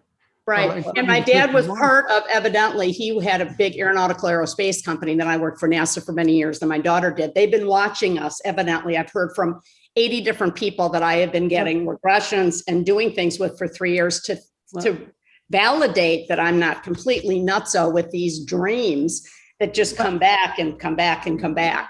That Let me know a lady named Annie. Go ahead, Terry. A lady named Annie who claims to be Arcturian. What about her? She has some unusual facial features, and I'm trying to think of her last name. I was just curious if anybody knew her. Not Anne Hayes. Not Anne Hayes. Was it Annie Hayes? Was her name? No. Anna Hayes. I can't remember Annie's last name. Anyway, but the big question, I don't know where Henrietta went, is where's this all going? According to Matthew last night, it's going towards this field of sort of unified consciousness. That's what I got. Yes, it is. And that's what John has been telling us from in heaven and in the multiverse for every Monday. We've been talking to Dave the Mystic, who's been communicating in all different kinds of light, telepathy, light language with John, who's been working on designing new planets. And he has been saying since he went up there a couple of days ago, I had my out, I left, I'm up designing new buildings, new planets, and Mary, you and I worked on blah, blah, blah. So but it's a yeah. confirmation of we are all one unity, one consciousness. It's all about frequency. Everything is energy. When my dad was in Einstein's imagination class at Princeton in 42, all he talked about was energy and frequency, even back then, up until when he worked on the Manhattan Project with them. Let me ask, thank you, Mary. Anyway, that's all. Sorry. No, it's great. But do you get that too, Terry, that it's all going towards that kind of ultimate solution? Yeah, and I didn't think that way 5 years ago. But I think that way now. What shifted 5 years ago? You know, something about publishing this book, something about talking about this stuff in public, because I shied away from it for 40 years. I never told anyone. I never talked about it. Like I said, it was difficult for me to write. But now that I've opened that door, I see things differently. I don't see us, the universe as, Newtonian physics. I think it might be just all be alive. It is all alive. John brings in, we've talked to Einstein, we've talked to Patton. He's brought these leaders in that he spent the last year up there talking to and advancing me. It's mind-blowing, the things I've heard. It's just unbelievable, but it all makes sense. I used to be a runner too. I used to have a 66 pale blue Impala. Wow. When I was at Pine Manor College in Boston, we'd bomb up skiing anyway, unbelievable. But I would get into the zone when I was 15, 16, 18 years old. And the only thing that could get my head away from all these experiences up on craft that freaked me out when they were poking around, taking my eggs. And it was violent back then. It was pretty weird back in 55 and 56. Now it's totally do it very differently. And it's more. I should interview Dave the Mystic, but let me I would love you. His name's Dave Barnett. He's in Littleton, Colorado, and I will connect you to via email. He's on vacation right now. Let me ask my other mystic friend here, Steve. Steve, what do you make of all this? You kind of. I came in late because I'm up in Accord, New York. Oh yeah, love Accord. That's actually where Whitley Strieber was abducted from, Accord, New York. I'm at the art farm, and I'm getting ready to do tomorrow is the anniversaries of the writing of the Book of the Law. Alistair Crowley's writing the Book of the Law. It's 3 feast days coming up. So right. I'm doing a sonic ritual. Started today, but I'll finish it the 3 days he writes the Book of the Law. So I'm getting busy for that. But a couple things came to mind just listening to the connection was bad, so I got in late. Sorry, Terry. But no worries. One thing that struck me just hearing your story is, did you say 3 monkeys? Was that part of your narrative? 4 monkeys. 4. Okay. And it came to me that, and then this talk about Sue and Betty came to me as these, of course, maternal figures, right? But the monkeys came across to me just when hearing you speak as fetuses. Yes. I saw them as hybrids. Fetuses.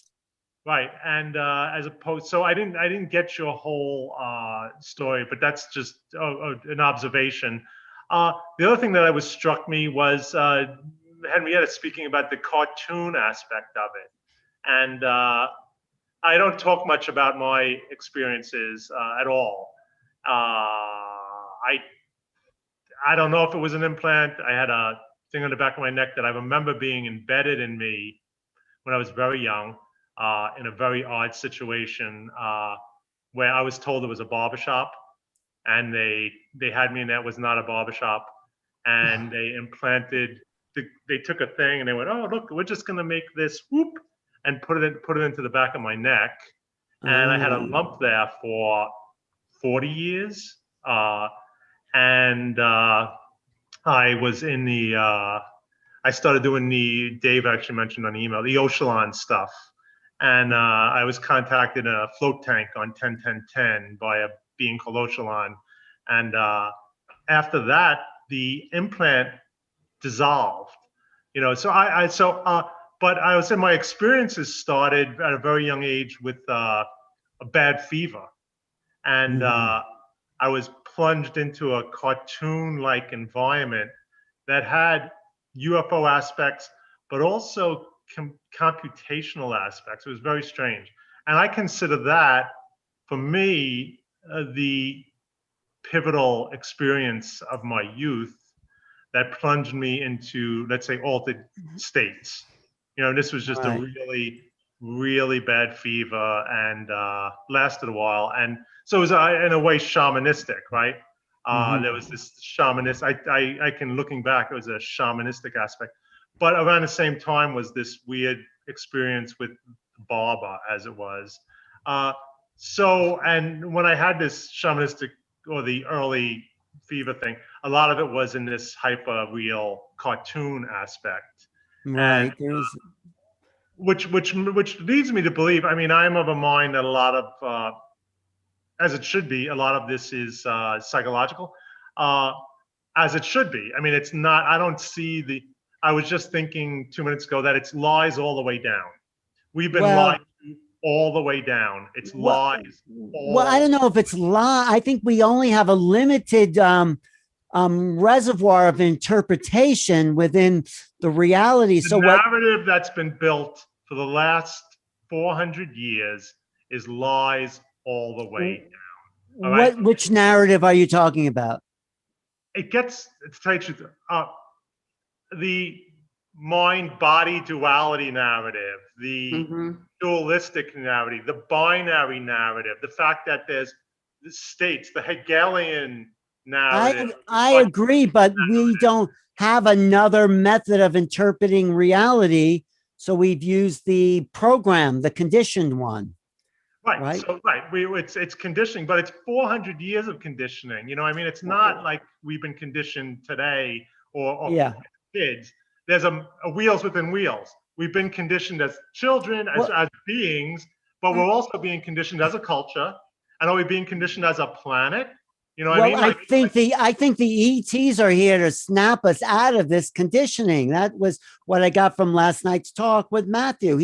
He woke up to this bigger reality that his personality had to sort of disintegrate in a way to get lots there. Lots of ET races and lots of ET. I'll call them extra human intelligences, which is what I think of them. I don't really like. I prefer to think of them as extra human intelligences, not as, because I'll just say, I'll leave it at this. Just with the Cory thing. I mean, I know a little bit about Cory, but it's not like I'm a, Right.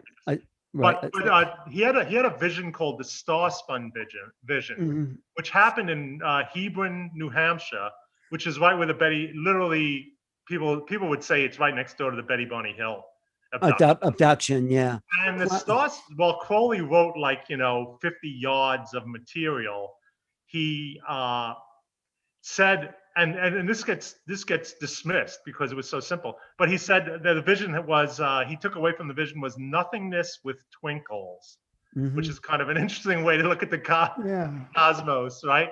Nothingness with twinkles. And he saw it. It was his, and he said, somebody said, well, blah, blah, what are you working on? He said, well, for the last 5 years, all I care about is my vision of nothingness with twinkles. So he came to this grand, and when we were talking about this grand unified theory, when I think Mary and Terry were talking about this unified theory of consciousness, and the question is, does that happen on a local level, a personal level, or does it happen on a microcosmic? I believe, and I'll leave it at this, that there are wheels within wheels. I agree. And and the way those wheels function, they also function with the recognition of physics, let's say, recognition of physics. How do we recognize physics? Well, it's lies all the way down, right? So we've been told that physics is this, that, and the other thing, and not the other. You know what I mean? So I think we have to realize, and I prefer not to think of physics in the normal sense. And when you talk your stories, Terry, and people talk things, I'm just like, yeah, that's the way it is. You know what I mean? Like, breaking from the conditioning of the lies. Well, thank you, Steve. I think if we really knew our stories, and I get this when I talked to Henrietta, heard your story, Terry and Mary, we would see that even in this moment, we are part of this bigger reality. Like, these beings are right here, right next to us. Let me ask Carol to come into this conversation, because she's had many experiences as well. Unmute yourself, Carol, because I want to hear what you have to say about this. Well, I am fascinated by all these stories, and I've always been fascinated with these implants. And I remember seeing a video once of this doctor in Houston who had trays of all of these different types of implants that had been taken out of people, and all different shapes and sizes, and he talked about how he had gone in to try to take something out of someone's head, and it was sort of behind the ear, and he that was Whitley Strieber. Yes, that was Roger Lear trying to. Yes. And he'd almost take it out, and then it would move, and it'd go over like 2 inches, and then they'd try to take it out again, and it would move again. It's like, it has this mind of its own. And this lady I was listening to yesterday has an implant. Maybe you've listened to Elena Dannon, and No. her implant works like a radio for her. And she has this total channeled communication with this Pleiadian group and a number of people with the Galactic Federation. And she channels directly all of this information. And so her implant is like a little radio. Well, I think it's and so I'm great. Curious as to whether this guest has ever had any, whether Terry feels like that his implant were for him to receive information or just for them to take information from him. Yeah. What do you think, Terry? I've changed my mind. I originally thought it was for tracking me. I thought I was just tagged like a lion on a Serengeti plain or something, but I don't think so. I think now it is a two-way communication. And what do they get? What are they getting from you then? I don't know. Information. I don't know. I can't answer that. I don't know what makes me any more interesting than anyone else. It's interesting you said radio though, because I had that event where I held the microphone near my knee. I think you missed that part. And no, I heard that. Yeah, it was picking up a mariachi Mexican band. music. Oh, me, not my favorite. I live here in Mexico. I think we're just beginning to scratch the mystery, as Steve said. Like, we've been so brainwashed and conditioned to reality being a certain way. Now it's being cracked open in a whole other way of cognizing. That's why I call my show New Realities, because it is something new. What were you saying, Steve? I just kind of asked what the implant was for me, and or what this thing was, and it came to me, and I realized that it's always been there. It said to me ganglia. Okay. The implant is a ganglia. I just want to mention too that I was going through the Changing Light in Sandoval. You familiar with that, Dave? Merrill's book. It was a channeled book through a Ouija board for like 20 years. It's an amazing book if anybody hasn't read it. But what some of the things, just going through it, he was in contact along with other spiritual channels, an alien race, and that alien race would think in flashing trigonometries, is the quote. Think in flashing trigonometries. So we have to realize there are alternate ways of thinking. And then this alien race said peace from representation. So, we live in a representational media-induced world. And that's, Terry, one of the things also I take away from your talk is that, this, the book aspect, what I mean? And the fact that when you mediate the experience into the logos, let's say the word made flesh, when you concretize the experience, you feel betrayal, and my question might be, do you feel betrayed, or are you the betrayed, or are you the betrayer? I'm the betrayer. I'm violating a fiduciary trust. I'm, giving up a family secret. That's the way it feels to me. So the guilt's on my end. Do you still feel that guilt, Terry? Because it's out now, the secret's out. No, I don't. What's After a that? year and a half of talking and writing and no, I don't feel that anymore at all. As a matter of fact, I feel like I'm doing what I'm supposed to be doing. I feel a great deal of satisfaction doing what I'm doing. Right. You said a couple interesting things from me or Steve or someone. I used to feel like I was being pulled out of the back of my neck in some dream like abduct. It was like I was frozen. I felt this weird sensation like I was being pulled out of my body by the back of my neck. And I still don't know what that was, but it was an altered state for sure. And you're familiar with the silver cord sort of phenomena. There's the silver cord. that's out of body, but that's usually from the umbilical. Right. But Dave, how do you reference all this? David Metcalf, I like your perspective, and you're trying to, I get the sense framing this in kind of a intellectual understanding of this phenomenon in a way.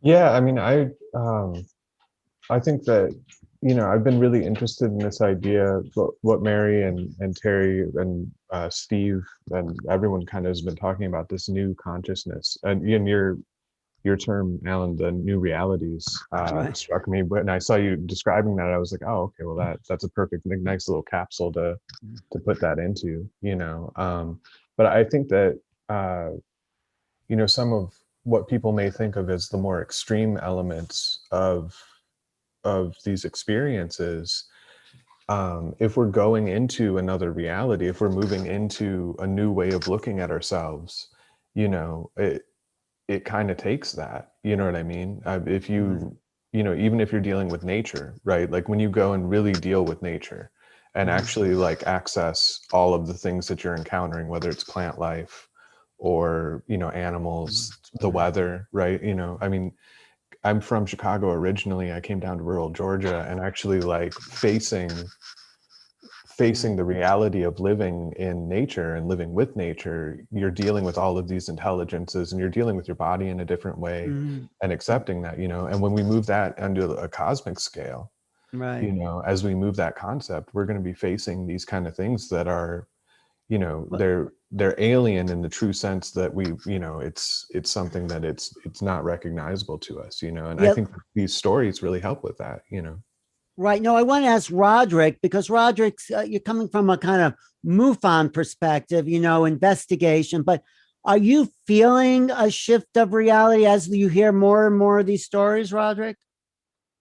I wouldn't say as far as personally myself, because I have not experienced, but what I am seeing or understanding, that there is a correlation between everybody's story.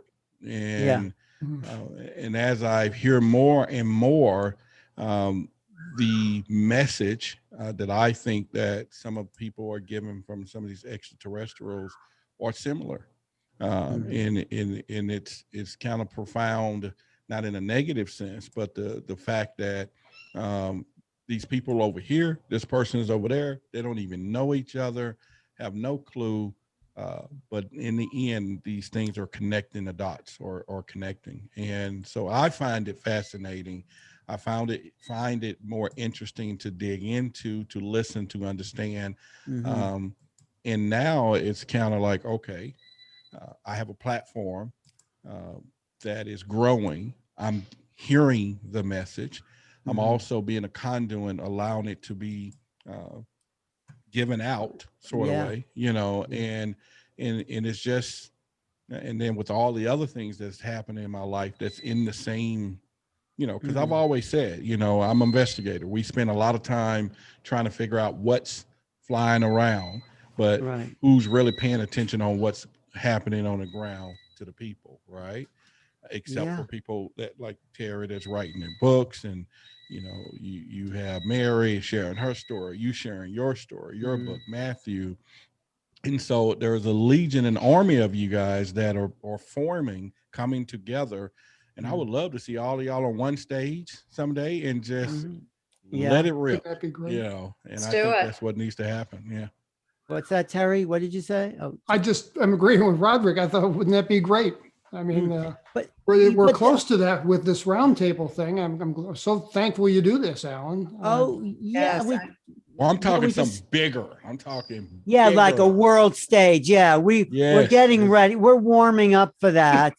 But you know the interesting part. I think we're ready for it. But there's one missing piece, and all of this is the missing time. Like I want to know what happened, or maybe I talk about this with Henrietta too. Like what happens, or Terry, the time we do, where what is conscious in those moments that have been wiped out. I mean, that's the Maybe it's not question. time though. Maybe we're focusing on time because that's our linear perspective. But to them, Yeah. it's I wanted- omniscience. Yeah. So we're And might be time is focused the on the wrong biggest thing. lie, right? Time is the biggest lie, but If we have the faith that we can defeat death, if we have this faith that death is a thing that can be defeated, then time is the ultimate lie, right? And so I'm just gonna ask a question. When I hear everybody talk about this new consciousness, like I ask, so is it a bifurcation? Is it a bifurcation of humanity that some go and some stay, or do we all go together? Now there's this altruistic impulse of the last century, let's say, that we all go together. But go where together? Where are we going? what? Well, that's the question. So the one question I would ask is that this new consciousness, what are people's criteria of it? And I would like to hear Terry, like, what's your criteria of this new consciousness? What does it consist of? And then I'll go at the end. But you know what I'm hearing, Steve, and Alan, I have I'm a guest on another show. I should have been gone a little bit, but real quickly, you made a great statement of, Steve, of going. What if we're all are together already, not going somewhere together? That's very mystical. That's what I'm hearing a lot. We are. You are starting to get it, Roderick. You are starting to awaken. Yeah, you got that's it. what I'm hearing. Yeah. No, and Roderick, I would 100% agree. And but again, it's lies all the way down. So we go and we stay at the same time. I don't see the difference. You know what I mean? It's like both being and becoming, both flow, arrested flow. You know what I mean? We can hold these two states, but beyond two states, multiple states. Which sounds like the word present. At the same time. Something's happening to you, Roderick. Yeah, you are waking up. I see it. You are going to another level. Yes, yes. But you were asking Terry, Steve, about what's this unified consciousness? Is that what you were questioning? Yeah, I think of this new consciousness in a way. Yeah, you're talking about the shift in my consciousness, the change that's happened in my consciousness. And everybody's, Yeah, I mean, for me, it's been since I wrote this book and since I came out of, and talked about it openly. And I would feel maybe awakening is the right word, an epiphany. I don't know, but I'm seeing the world differently than I used to.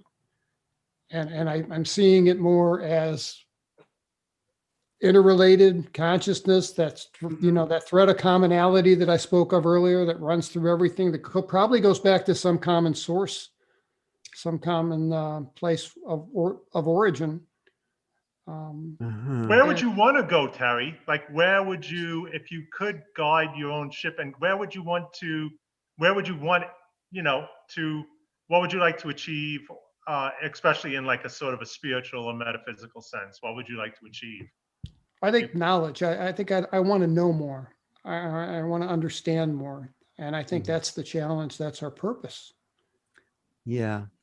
No, I think that's what I want. I think that's what my early childhood ET experiences, I think they were ET experiences, like those dreams you never forget, with someone just telling me to meditate. I was restless. I couldn't fall asleep.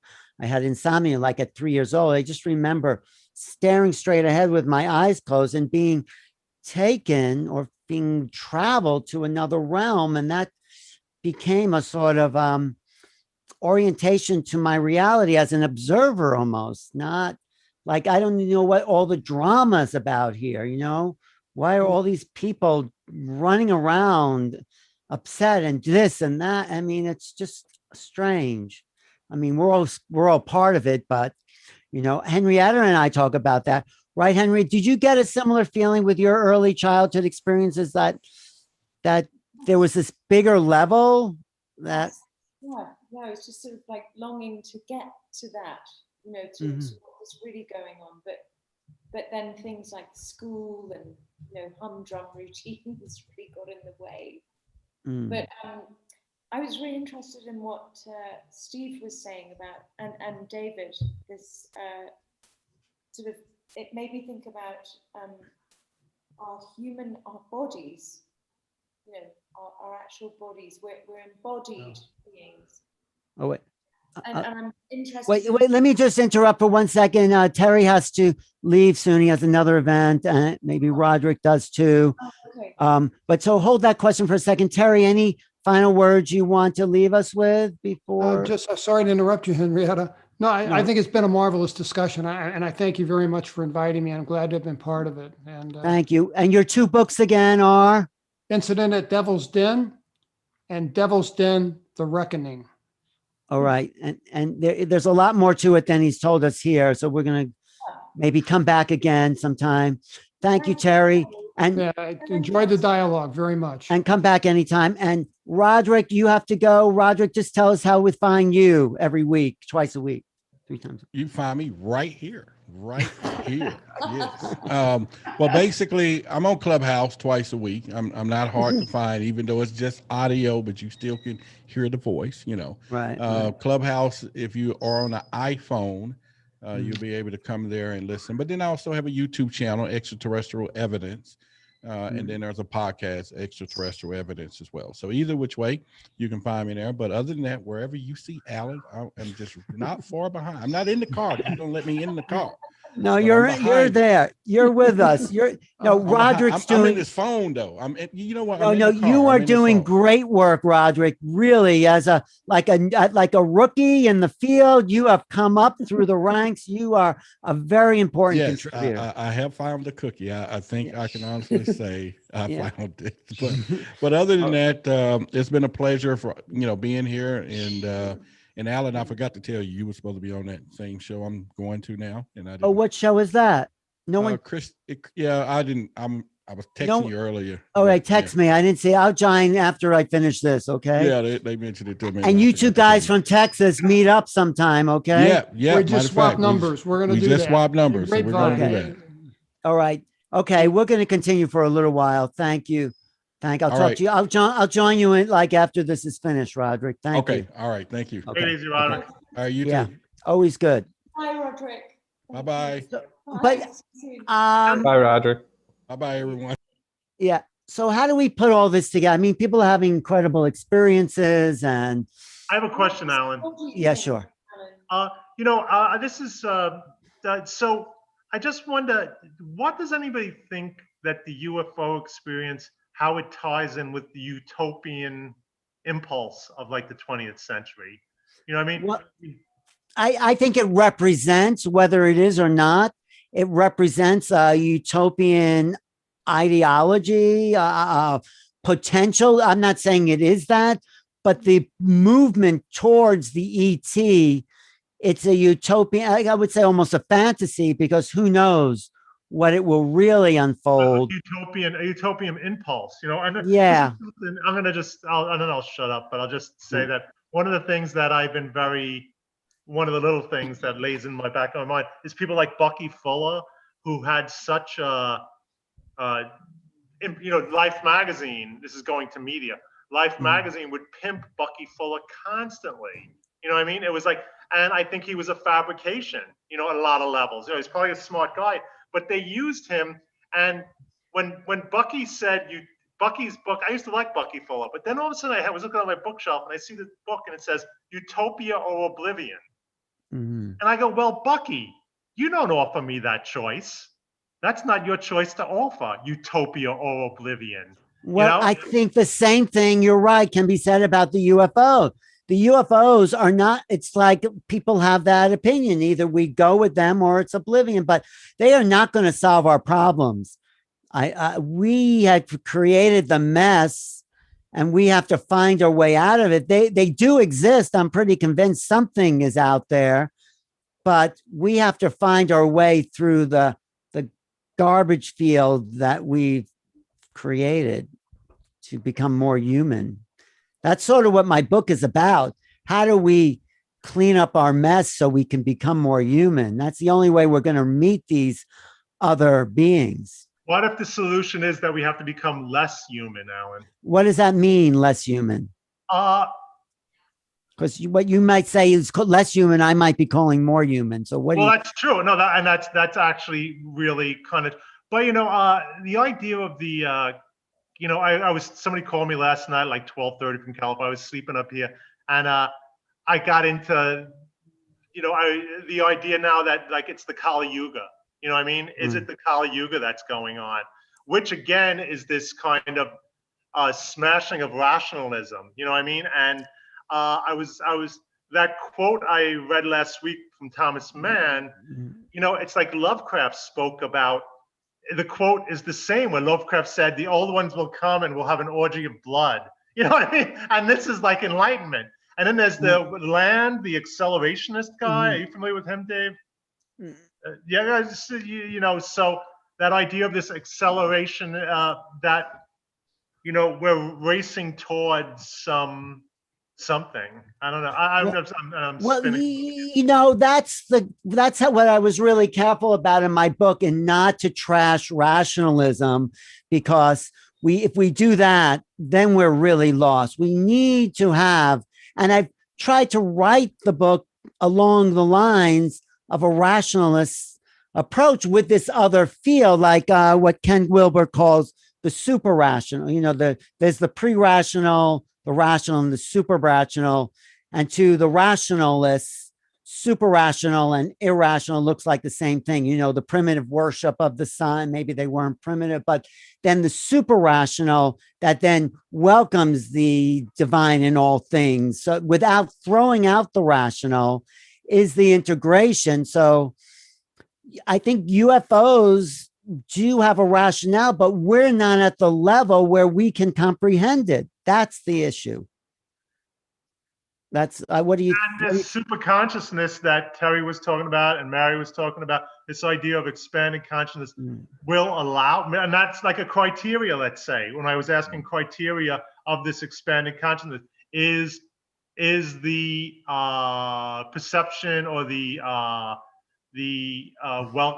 understanding or the grokking of the UFO, is that part of this next wave? And people say yes, I'm sure. Right. It is, but what does that mean? I don't think we know what that. David, you have any ideas? Because it does include channeling. It does include past. I mean, what do you make of that next wave? I think that I think it's good that it was brought up like that, kind of like both, like the non-human and the human and the superhuman, kind of concepts like smashing into each other, because,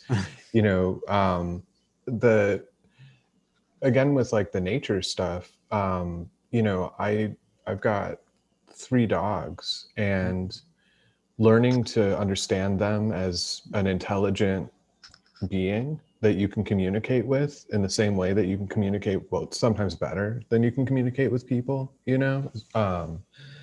I think that it's been really interesting the way that's changed my mind, and I start, sort of an animistic sense in a way would be one way to look at it, where, you can communicate with the weather, you can communicate with these different things. It's all a form of communication. So, and I think that like with the utopianism, I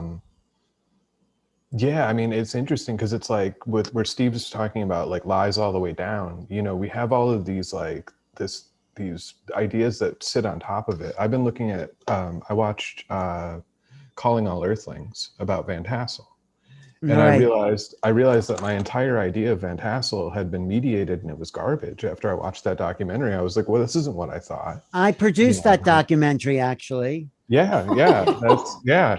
Well, that was one of the reasons I checked it out. I was like, good. So what was your opinion of Van Tassel then after you saw the documentary? He made the Integratron with no nails. Yes. You can't be a hoaxer. You know what I mean? This whole idea of he's this huckster that's doing all this stuff. He lived in like the Mojave Desert Mhm. in a very uncomfortable way that most people would not, even if they were comfortable camping, would live. And he Yeah, built this thing out with no nails. right. And he was It's a killed work of before art. they completed it. Yeah, What year was yeah. Megatron finished? It was No. never actually finished, Oh, but I when you think was making it. Oh, in the wait. 70s, I think was the Yeah. final. You know, But and, it was- and he comes across as so when I look at that, it's this bucket full of utopianism. You know what I mean? Yes. But it's not utopianism because there's no utopia yet. Well, No, it's but it's interesting. the impulse towards utopia. Well, there's Well, always an impulse towards utopia. The Maybe there civilization wasn't, is an Alan. Maybe impulse there towards wasn't. Maybe there utopia. wasn't. First of all, the superhuman, when we talk about the superhuman, we have to realize that was Nietzsche, right? We have to always say Nietzsche was the guy pushing the superhuman, right? Right. And, But and I'm always looking for the precursors, and when you talk about fantastic and intelligence, obviously it's go ahead. well, no, I just want to ask Carol. Are you still with us, Carol? Yes. Because when I visited you in Mexico, you live in a utopia there. You're really at peace. You're in this beautiful setting. Have you found it? Is there something really satisfying, or am I just projecting that onto you? Can you unmute yourself? Unmute. Wait, unmute. I want to hear every word you say. Yeah. Yeah, I think it's a very special place. I really believe that it is a portal. And I've been told there are ley lines there. It follows a river, and it's along a sacred path where there's a whole series. We have the Cañada de la Virgen about 10 miles from me, which was like a sacred religious site and for the Otobi people. And they have actually, the archaeologists there told me there are about 150 pyramids along there that they haven't even excavated yet. So, I mean, it was being recognized a long time ago as a sacred area. And I think But are you at part peace? of Are you at peace there? Do you find like you can drop in to a deeper place? well, as long as I don't have loud Mexican music, I do really well. I mean, I continue to take my orb pictures, and I don't know, I've had a lot of manifestation experiences there. I just feel Beautiful. like that. In fact, this week I was using this Healy machine, that they talk about on Saturday Night Alive sometimes. But anyway, and it was saying that my crown chakra was at the 99 percentile level. And then you read about it, it says at this level you can manifest. And I feel like, that there's something about reaching a certain point where you can start with your own intentions and your emotions. You can manifest things. Yeah. And you're doing that. You're doing it. Well, people keep telling me this. They say, how are you making these things happen? And I said, I don't know. So that's utopian, Steve. Utopianism is an individual process. It's not a collective. I mean, it may appear collective. I mean, civilization is the push towards utopianism, but I think each individual has to find that place in themselves. It's not. I would argue against that, Alan. I just say that when you say that, so when you brought peace, you asked her about peace, and I'm like, okay. So I said, so why is peace the metric? Like why is peace the metric? Because it feels good. I think it feels better. For some people it doesn't, Alan, no, and everybody's different, What feels better? What feels better to you than peace? Tell me. Well, Christ said, I come to not peace, but a sword. Right? Yeah, but after the sword. Because if we seek knowledge, then, which somebody said is what they wanted, was their criteria, Terry said, if you seek knowledge, then you don't want to be at peace. You're constantly, fish have nests, birds have holes, whatever. Son of Man has no place to lay his head. Right. I get that, but there's still a peace in knowledge, at least in my experience. It's a strange metric and it needs to be questioned. it can be questioned, and you could, argue against it, but that's your individual process and that's your choice. I mean, I like being at peace myself, but and by adding knowledge, I find peace and knowledge too. And knowing Well, curiosity and having Yeah. curiosity satisfied is, well, Bunyan says curiosity is the gateway to compassion. And that, to me, that's like perfect love, And so that's better than just being peaceful, which could be, just totally to yourself. But I would agree Right. with that. I would agree with that. I think that, if we want to serve all, and here's a question, is this criteria of consciousness, this new way of thinking, is it of service? And what is of service? And what is altruism? Yeah, I think that's I another think when you're program. when you're Yeah. compassionate, you take time to question people and to try to understand how they are living and what they need, and that leads to service. Okay, so now I'm going to drop some reality on you because you bring So What is that? So it's a shift of perspective. Yes. You're able to take yourself out of your subjective, your reality tunnel, and view it. That's compassion. You view it. You're able to view somebody else. I think we agree about that. Yeah, we agree. Now, I'm just going to say I'm going to try to do something really quick. That's why the peacock is very important in my cosmology. The IAO formula, which is IAO is a formula in a lot of things, but ignore alien orders. But IAO is the peacock's call, and I'll just say that the peacock is representational of me, of the panopticon, and it's a monad because we're taking individual viewpoints and now we're viewing from all over the place, and we create a monad, almost like I see it as spherical perspectives all around an object, and our subjectivity, we can change it. This is sort of a Gurdjieffian thing too. And then that panopticon becomes one monad again when it solidifies into a solid state. And that's where the wheels within wheels can come in again. And I did not explain that well, but that's a big That's part. okay. But anyway, just to kind of wrap up here, I want Mary, do you have any conclusions about what you heard today? No, I just think it's been absolutely fascinating now. And we are all part of this collective conscious that is one cell. And it has to do, obviously, a little bit with our own karma, the contracts we signed up for in life. But when we do our compassion, follow our missions, that's why I'm so happy now. And I'm almost have no fear. I know I'm, doing the right thing. We all are.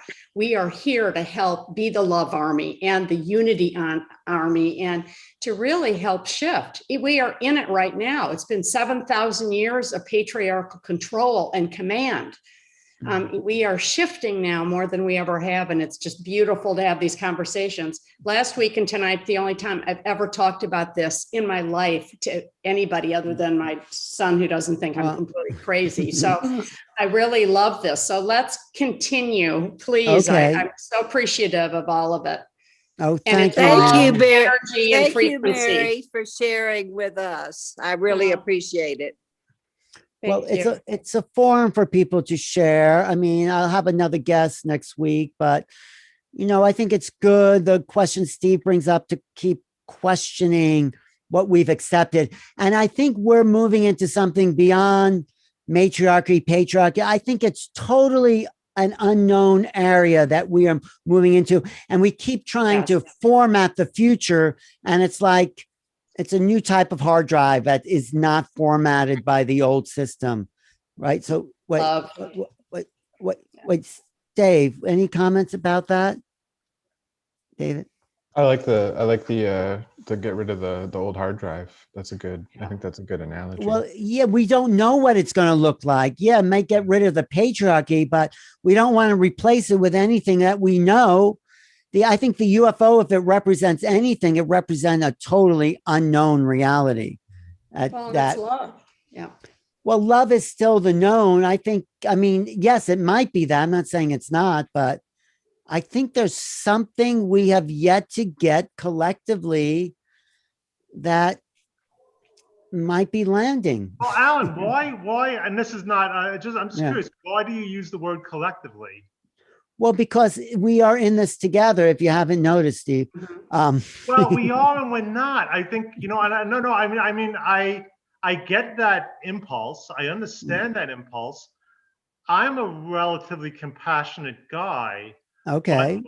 I have to question the fact that, you know, are we in it together? You know what I mean? Is there a breakaway? Is there a breakaway soul thing No, going on? I don't think anything's broken away. I think the reason they're here is because we have been such troublemakers. You know, you just can't blow up an atomic bomb and not expect to disturb the rest of the universe.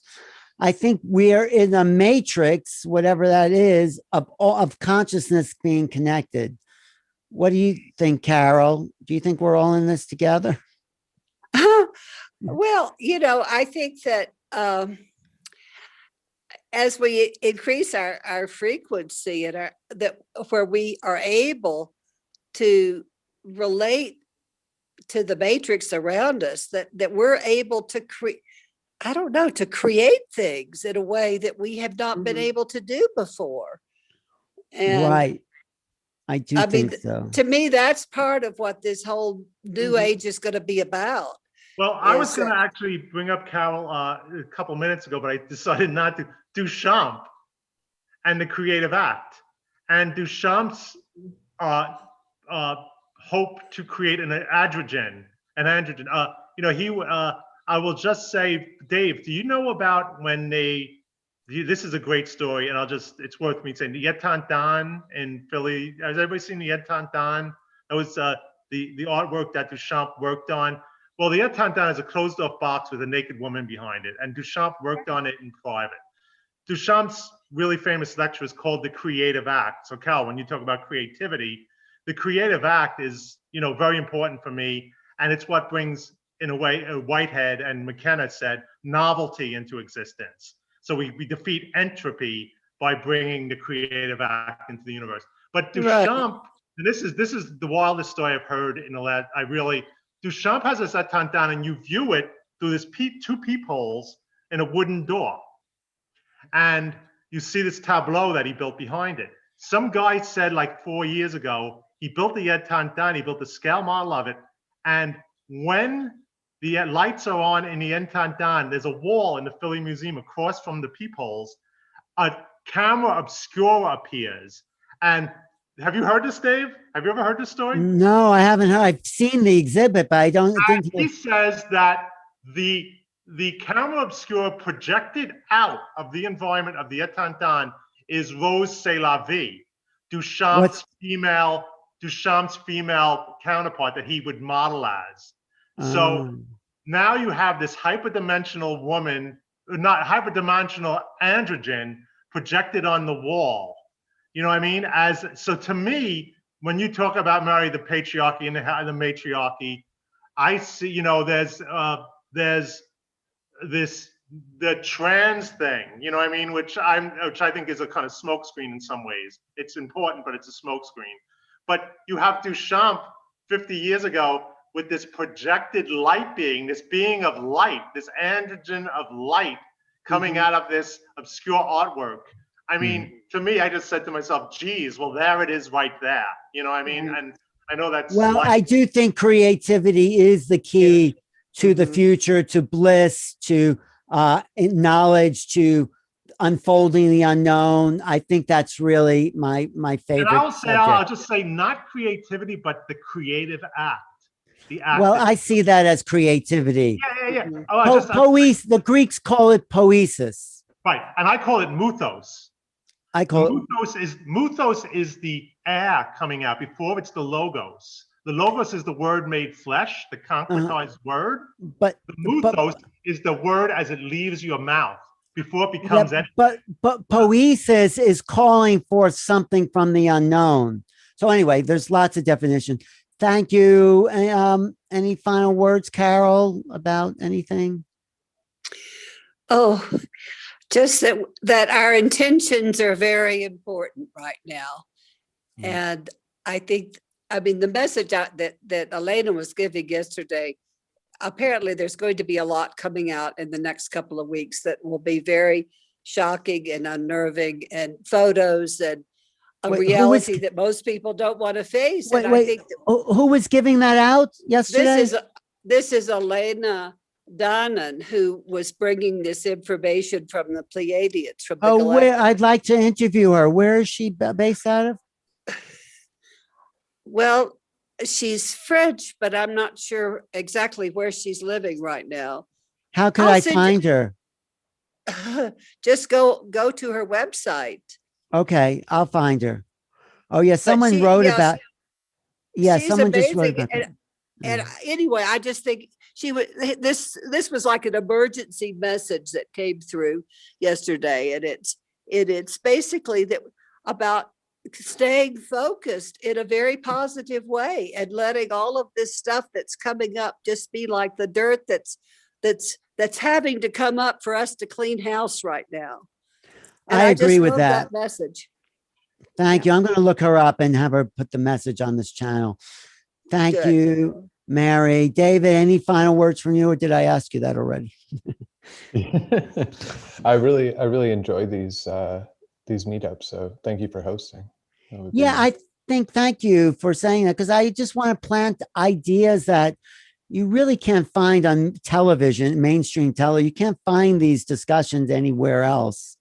And, Alan, I really appreciate it too. I've told thank you, you. I'm very sort of, I live in my own little world, sort of. I'm out there, but you've been really great. It's like you really, and like Henrietta says, and I find it fascinating what you do, to be honest. I really do.